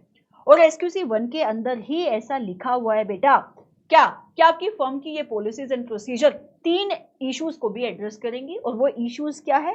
कहते हैं कि जहां पे आपको ये लगता है कि आपको विथड्रॉल करने की जरूरत पड़ सकती है, सो फर्म की policies and procedure should provide the issues. Number 1, कि आप डिस्कशन करोगे इस मैटर की with the appropriate level of management TCWG कि भाई ऐसा सिनेरियो है, मेरे पास कॉम्पिटेंस नहीं है और मैं इस गिवन सिनेरियो में विड्रॉल करने का सोच लूं, मतलब एप्रोप्रिएट एक्शन उस गिवन सिनेरियो में क्या होगा।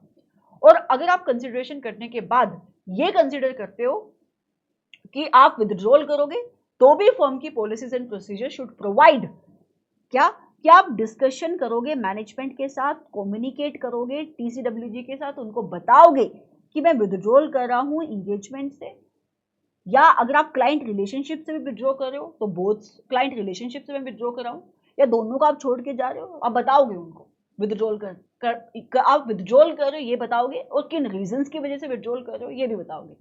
These policies and procedure should also provide कि क्या कोई और थर्ड पार्टी है, कोई एक्सटर्नल पार्टी है जिनके साथ भी आपको कम्युनिकेट करनी चाहिए, ठीक है, आप उनको भी बताओगे, वो कोई रेगुलेटरी अथॉरिटी हो सकती है। एंड ऑल्सो जो भी सिग्निफिकेंट इशू अराइज हुए जिनकी वजह से आपने विड्रॉल करने का सोचा, डॉक्यूमेंट करोगे। कोई कंसल्टेशन आपने ली, डॉक्यूमेंट करोगे। उन कंसल्टेशन के बेसिस पे किन कंक्लूजन पे आप पहुंचे, डॉक्यूमेंट करोगे। तो ये सारे काम यहाँ पे करने पड़ेंगे, ठीक है। अगला क्वेश्चन कहता है CAH ऑडिटर अपॉइंट किया जा रहा है कंपनी का जिसका नाम है MNL limited. Company listed company है, इसकी 3 सब्सिडी है MNL, और ऑल्सो इसकी ब्रांचेस भी है।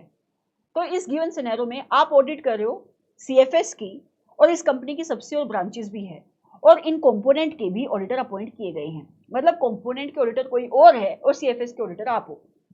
क्वेश्चन आपसे पूछता है what should be the consideration of CAH, जो CFS का ऑडिटर है वो क्या कंसिडरेशन लेगा regarding the determination of materiality during the audit of CFS। जब आप कंसोलिडेटेड फाइनेंशियल स्टेटमेंट की ऑडिट कर रहे हो तब आप मटीरियलिटी सेट करते वक्त क्या कंसिडरेशन लोगे, पहला क्वेश्चन। दूसरा क्वेश्चन, ऑडिटर कैसे डील करेगा अपनी रिपोर्ट के अंदर अगर कोई ऑब्जर्वेशन कंपोनेंट के ऑडिटर ने अपनी रिपोर्ट में दी है विद रिस्पेक्ट टू कंपोनेंट। मतलब मान लो कंपोनेंट का ऑडिटर, सब्सिडी 1 का ऑडिटर अपनी रिपोर्ट को मॉडिफाई कर रहा है या अपनी रिपोर्ट में EOM पैराग्राफ डाल रहा है, सो इसका इंपैक्ट जो CFS का ऑडिटर अपनी रिपोर्ट को बनाएगा उसके ऊपर वो कैसे इंपैक्ट को इवेलुएट करेगा। सो क्वेश्चन बहुत सिंपल है दोनों। सबसे पहला सिचुएशन जो मटीरियलिटी वाला है उसका आंसर हम दे देते हैं। मटीरियलिटी जब स्टैंड अलोन फाइनेंशियल स्टेटमेंट की ऑडिट हो रही है तो मटीरियलिटी स्टैंड अलोन बेसिस पे ही आप सेट करते हो, लेकिन जब कंपोनेंट का ऑडिटर कंसोलिडेटेड फाइनेंशियल स्टेटमेंट की ऑडिट कर रहा है उस गिवन सिनेरियो के अंदर जो मटीरियलिटी कंप्यूट की जाती है वो ग्रुप लेवल पे कंप्यूट की जाती है for the group as a whole. And consolidated financial statement का ऑडिटर इसी मटीरियलिटी को यूज करता है ये इवेल्युएट करने के लिए कि जब आप CFS में आप इसको पढ़ते भी हो इस चैप्टर के अंदर इस पॉइंट को कि ऑडिटर को कंसोलिडेशन एडजस्टमेंट की चेकिंग करनी पड़ती है। तो जब आप ये इवेल्युएट कर रहे हो ना consolidation adjustment, that is permanent consolidation adjustment and current period consolidation adjustment, कि वो एप्रोप्रिएट है या नहीं, सो CFS का ऑडिटर इस मटीरियलिटी को रेफर करेगा। ऑल्सो पेरेंट का ऑडिटर इस मटीरियलिटी को यूज कर सकता है ये डिटरमाइन करने के लिए कि क्या कंपोनेंट का कोई ऐसा क्या आपके ग्रुप का कोई ऐसा कंपोनेंट है जो फाइनेंशियल स्टेटमेंट के लिए मटेरियल हो सकता है। इसके साथ साथ प्रिंसिपल ऑडिटर को अगर ठीक लगता है तो वो कंपोनेंट के लिए भी मटेरियलिटी सेट कर सकता है एंड अकॉर्डिंगली कम्युनिकेट कर सकता है वो टू द कंपोनेंट का auditor if it is required for true and fair view on consolidated financial statement.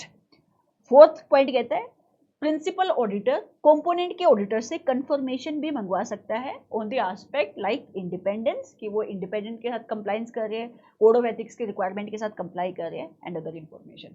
तो ये वाले सारे पॉइंट आप यहाँ पे लिखोगे। और जो दूसरा आपका क्वेश्चन है कि अगर कंपोनेंट के ऑडिटर ने अपनी रिपोर्ट को मॉडिफाई किया या अपनी रिपोर्ट में EOM पैराग्राफ डाला है तो फिर यहाँ पे 600 जो आपका एसए है उसके अकॉर्डिंग आपकी प्रोविजन एप्लीकेबल हो जाएगी, ठीक है। चलो अगला क्वेश्चन क्या है, कहता है आप ऑडिट कर रहे हो किसी कंपनी की जिसका नाम है इंडो लिमिटेड। CA हरीश ने ये ऑब्जर्व किया that processing of account data was given to third party service organisation. आप ना अपने अकाउंटिंग के डाटा की प्रोसेसिंग खुद नहीं करते हो, आपने थर्ड पार्टी को दिया हुआ ये काम on account of certain consideration like cost reduction on computer working to full capacity. Question कहता है Indo limited use a service organisation as I told you to record the transaction and to process the related data. Question देखो क्या कह रहा है, मतलब 402 का question है तो समझ में आ रहा है, बट 402 में से कौन सा कंसेप्ट है। What factor should CA Harish consider regarding the nature and extent of the activities undertaken by service organisation so as to determine whether those activities are relevant to audit और नॉट। सो ऑडिटर कौन कौन से factors को consider करेगा ये जानने के लिए कि सर्विस ऑर्गेनाइजेशन कितना आपका काम कर रही है और क्या ये काम ऑडिट के लिए रेलिवेंट हो सकता है, क्योंकि इसका डायरेक्ट इफेक्ट उसके रिस्क के ऊपर पड़ेगा। 4 पॉइंट लिखते हैं ऐसे नंबर 402 में और ये चारों पॉइंट आपको यहाँ पे लिखनी है। ये चीजें आप इवेल्युएट करोगे। नंबर 1, किस नेचर की सर्विसेज प्रोवाइड कर रही है सर्विस ऑर्गेनाइजेशन आपको, और उन सर्विसेज की इंपॉर्टेंस क्या है यूजर एंटिटी के लिए। दूसरा, कौन सी नेचर की ट्रांजैक्शन है जिसकी प्रोसेसिंग सर्विस ऑर्गेनाइजेशन कर रही है, उनकी मटीरियलिटी क्या है। ओके, कौन से फाइनेंशियल रिपोर्टिंग प्रोसेस है जो अफेक्ट हो रही है उन सर्विसेज से which are given by the service organisation. तीसरा, लेवल ऑफ इंटरेक्शन क्या है सर्विस ऑर्गेनाइजेशन और यूजर एंटिटी के बीच में, किस नेचर का रिलेशनशिप है यूजर एंटिटी और सर्विस ऑर्गेनाइजेशन के बीच में। ये चारों पॉइंट 402 में कवर्ड है।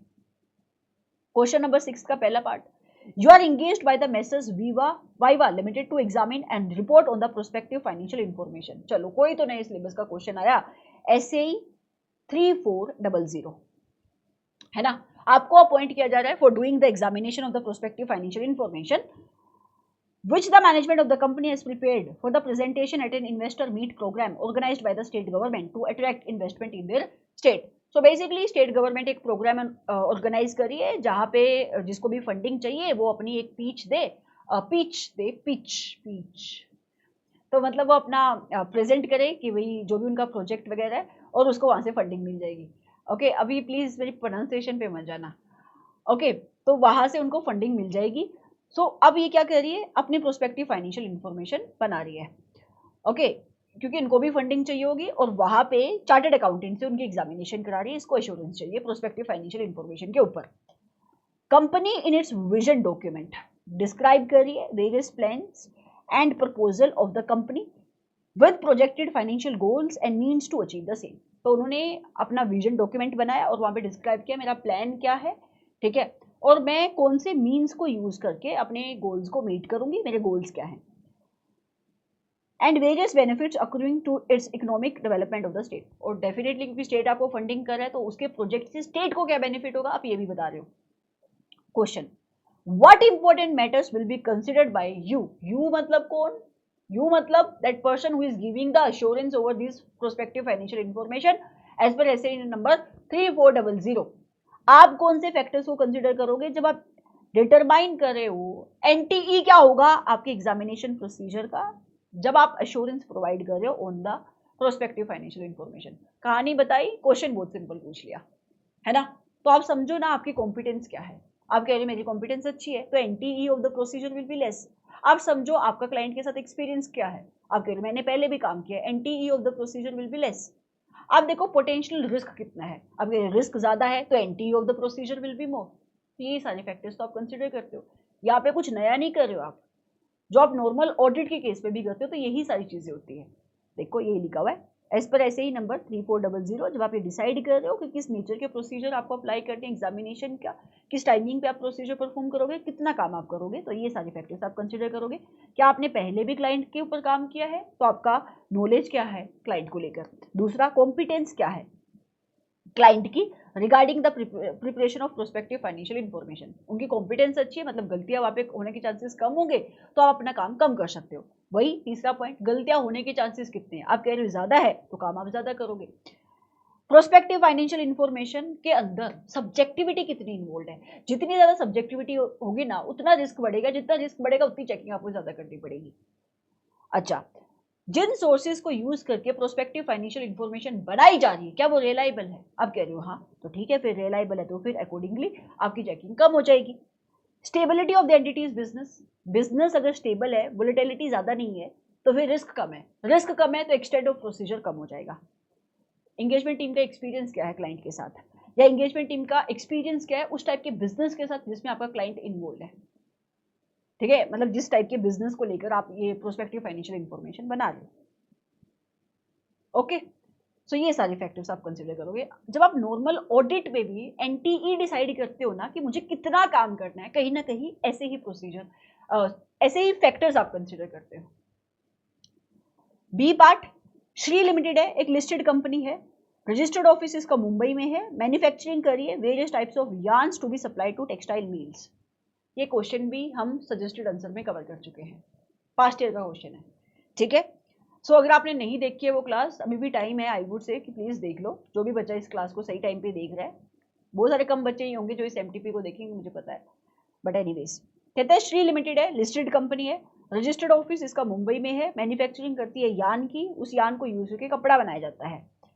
कंपनी ने पोल्यूशन कंट्रोल इक्विपमेंट एस्टैब्लिश करा है पोल्यूटेंट को कंट्रोल करने के लिए, क्योंकि ऐसी आपकी ऑब्लिगेशन है, ये काम आपको करना चाहिए था, ठीक है। To control the pollution at a prescribed level, company manage to get the pollution clearance certificate by unfair means. So company ने कुछ तो इलीगल काम करके रिश्वत वगैरह देके क्लियरेंस सर्टिफिकेट भी ले लिया है, जबकि ये क्लियरली जो पोल्यूशन के लॉज है उनका नॉन कंप्लायंस कर रही है। कंपनी ने इलीगल मीन्स के थ्रू ये जो पैसा अपना सर्टिफिकेट कलेक्ट किया है उसको लेने के लिए इसने कॉस्ट इनकर करी है 18.75 लाख की, रिश्वत दी है इसने इतने अमाउंट की। The matter had not reached those in governance and director finance with a chartered accountant। अभी तक TCWG को ये सीन के बारे में पता नहीं है। एक चार्टर्ड अकाउंटेंट है, सर्विस के अंदर है, ठीक है। डायरेक्टर फाइनेंस का उसका काम है, मतलब अच्छी खासी पोजीशन पे, सीनियर प्रोफेशनल है, सर्विस के अंदर है, लिस्टेड कंपनी में वो काम कर रहा है। उसको पता लग गया ऐसा कुछ चल रहा है। अब बताने हैं कि एक चार्टर्ड अकाउंटेंट जो सर्विस के अंदर है उसका एक्शन क्या होगा, रिस्पॉन्स क्या होगा इस गिवन सिनेरियो के अंदर, keeping in mind the provision of NOCLAR under code of ethics. Simple सी बात है, नॉन कंप्लायंस हो रहा है लॉज एंड रेगुलेशन का, चार्टर्ड अकाउंटेंट चाहे सर्विस के अंदर है चाहे प्रैक्टिस के अंदर है, उसके ऊपर ये प्रोविजंस इक्वली एप्लीकेबल होती है। तो अगर आप सर्विस के अंदर हो, लिस्टेड कंपनी के आप एम्प्लॉय हो, सीनियर प्रोफेशनल हो, तो आपको इस नॉन कंप्लायंस को रिस्पॉन्ड करना पड़ेगा। और रिस्पॉन्ड करने के ये तरीका होता है बेटा, जो हम न्यूक्लियर के अंदर पॉइंट पढ़ते हैं ना, कि आप अंडरस्टैंडिंग ऑब्टेन करो मैटर की, एड्रेस करो मैटर को अप्रोप्रिएटली, लीगल एडवाइस सीख करो, ये सारी चीज़ें। तो सबसे पहले वो आप इंट्रोडक्शन से लिख देना कि न्यूक्लियर इक्वली एप्लीकेबल होता है और जो भी प्रोविजंस होती है न्यूक्लियर की, और उसके बाद आप ऐसे रिस्पॉन्ड करोगे, आप ये मेंशन कर दोगे। So it is a very simple direct question. C point कहता है, मतलब सी जो क्वेश्चन है, इट सेज विक्की एक फाइनेंशियल एनालिस्ट है, okay, working for the large corporation that is considering the acquisition of a mid-sized manufacturing company। एक बड़े उसके लिए ये काम कर रहा है, फाइनेंशियल एनालिस्ट लार्ज कॉर्पोरेशन के लिए, और ये बड़ी कंपनी एक मिड साइज्ड मैन्युफैक्चरिंग कंपनी को एक्वायर करने का सोच रही है। Initial financial statement provided by the target company appear to be in order. तो इस कंपनी ने, टारगेट कंपनी ने, मतलब इस मिड साइज्ड मैन्युफैक्चरिंग कंपनी ने अपनी फाइनेंशियल्स प्रोवाइड करे हैं, वो देखने में तो ठीक लग रही है। Profit and solid asset base वहां पे दिखाई दे रहा है, अच्छा खासा प्रॉफिट इनका दिख रहा है फाइनेंशियल से, अच्छा खासा इनके एसेट का बेस भी दिखाई दे रहा है। However his team is concerned about potential risk that may not be immediately visible in the financial document provided. लेकिन इनको डर तो उन बातों का है जो फाइनेंशियल से दिख नहीं रही। मतलब विक्की को आपको बताना है, गाइड करना है कि कौन कौन से स्पेशल एस्पेक्ट है जिसके ऊपर वो फोकस कर सकता है, ये आइडेंटिफाई करने के लिए कि फाइनेंशियल स्टेटमेंट के अंदर कोई ऐसी लाइबिलिटी तो नहीं जो छुपाई जा रही है, हिडन लाइबिलिटीज, उसको आइडेंटिफाई करने के लिए किन किन चीज़ों को इवेलुएट करना चाहिए। आपको एग्जांपल देने हैं, अगेन चैप्टर नंबर 17 का डायरेक्ट क्वेश्चन, तो मैं इसको नहीं पढ़ा रही हूँ, आपको छोड़ रही हूँ। ये कुछ एग्जाम्पल्स है। बेसिकली हिडन लाइबिलिटी ऐसी है जो छुपाई जा रही है, जैसे कि कोई डिमांड है मैच्योर नहीं हुई है ना, कोई वारंटी जो आपने दी नहीं हुई, सॉरी, कोई वारंटी जो आपने दी हुई है, तो आज वो लाइबिलिटी नहीं है, कल तो हो सकती है ना वो लाइबिलिटी, हिडन लाइबिलिटी है। आपकी इस कंपनी ने बिजनेस को एक्वायर कर लिया कल जाके, तो ये तो आपको देना पड़ जाएगा पैसा। Are you getting me? तो ये हिडन लाइबिलिटीज होती है। तो ये एग्जांपल लिखे हुए जिनको हम चैप्टर नंबर 17 में डायरेक्टली पढ़ते हैं। आपने चैप्टर नंबर 17 पढ़ा है तो आपने इस क्वेश्चन को पढ़ा होगा, क्योंकि एग्जाम में बहुत बार ये क्वेश्चन पूछा जाता है। अगला क्वेश्चन ये ध्यान से देखना, ये नए सिलेबस का क्वेश्चन है, एसए नंबर 810 का।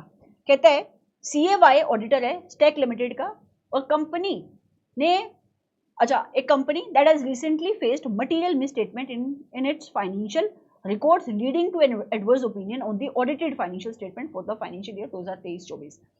तो 2023-24 के लिए इस कंपनी की ऑडिट हुई, complete set of financial statement, जिनको ऐसे नंबर 810 में बोला जाता है ऑडिटेड फाइनेंशियल स्टेटमेंट्स। और गलती इन्होंने करी हुई थी, कंपनी का ऑडिटर इनको क्या इशू करके गया है बेटा, जो आपकी कंपनी का ऑडिटर है उसने एडवर्स ओपिनियन इशू किया है। अब ये जो कंपनी की मैनेजमेंट है उन्होंने समरी फाइनेंशियल स्टेटमेंट्स भी बनाई है जो इन्हीं ऑडिटेड फाइनेंशियल स्टेटमेंट से ड्राइव हुई है, और वो आपके CAY को ही, ऑब्वियसली कंपनी का ऑडिटर ही, जो इंडिपेंडेंट ऑडिटर है, उसको बोल रही है कि आप समरी फाइनेंशियल स्टेटमेंट के ऊपर ओपिनियन एक्सप्रेस करो। क्वेश्चन क्या है? क्वेश्चन कहता है कौन कौन से एडिशनल पॉइंट स्टेट करने पड़ेंगे CAY को जब वो अपना ओपिनियन दे रहा होगा समरी फाइनेंशियल स्टेटमेंट के ऊपर। 3 पॉइंट ऐसे नंबर 810 वाले। ऑडिटर बताएगा, स्टेट करेगा अपनी रिपोर्ट के अंदर कि भाई उसने ऑडिटेड फाइनेंशियल स्टेटमेंट की ऑडिट करी और वहां पे उन्होंने एडवर्स ओपिनियन या फिर डिस्क्लेमर इशू किया। एज द केस में भी यहाँ पे आप एडवर्स ओपिनियन इशू करो तो यहाँ पे मेंशन करोगे। आप ये भी डिस्क्राइब करोगे किन बेसिस पे एडवर्स ओपिनियन दिया गया, एंड ऑल्सो आप ये बताओगे क्योंकि ऑडिटेड फाइनेंशियल स्टेटमेंट जहां से ये समरी फाइनेंशियल स्टेटमेंट बन रही है वहां पे आप एडवर्स ओपिनियन दे रहे हो, क्लियरली ये बोल रहे हो सब कुछ गलत है, या आप कंप्लीटली कोई भी ओपिनियन नहीं दे रहे डिस्क्लेमर, तो आप इस गिवन सिनेरियो में कोई ओपिनियन एक्सप्रेस नहीं करोगे क्योंकि ये इनएप्रोप्रिएट होगा to express an opinion on the financial statements, क्योंकि summary financial statement audited financial statement से निकल रही है। ठीक है, सो बेटा ये आपका क्वेश्चन था ऐसे नंबर 810 से, और ये आपकी कंप्लीट MTP यहाँ पे खत्म होती है। डिस्कशन करने को अनडाउटली टाइम ज़्यादा लग ही जाता है क्योंकि MCQ भी है, आपकी केस स्टडी भी है और काफ़ी सारे क्वेश्चंस थे। बट अगर आप इस पर्टिकुलर MTP को देख रहे हो तो ट्रस्ट भी बहुत यूजफुल होगी ये डिस्कशन आपके लिए। जितने भी क्वेश्चन मैंने शेयर करने की कोशिश करी, मैंने कोशिश करी है, और जो MTP का 2 पार्ट भी आएगा उसको भी आपको डेफिनेटली देखना चाहिए। तो आप एक मेजर चंक है सिलेबस का, क्वेश्चंस का, जो आप खत्म कर चुके हैं। ठीक है, अगर आपने सारी क्लासेस देखी है डेफिनेटली, तो सिर्फ कंसेप्ट करने से कुछ नहीं होने वाला, आपको क्वेश्चंस देखने पड़ेंगे। Okay, so thank you so much for watching this class. अब मेरे गले को आराम चाहिए। आई होप कि आपको ये क्लास अच्छी लगी है। So please do like this video, share this video and comment on this video if possible, and subscribe to this channel if you have not already. Bye bye.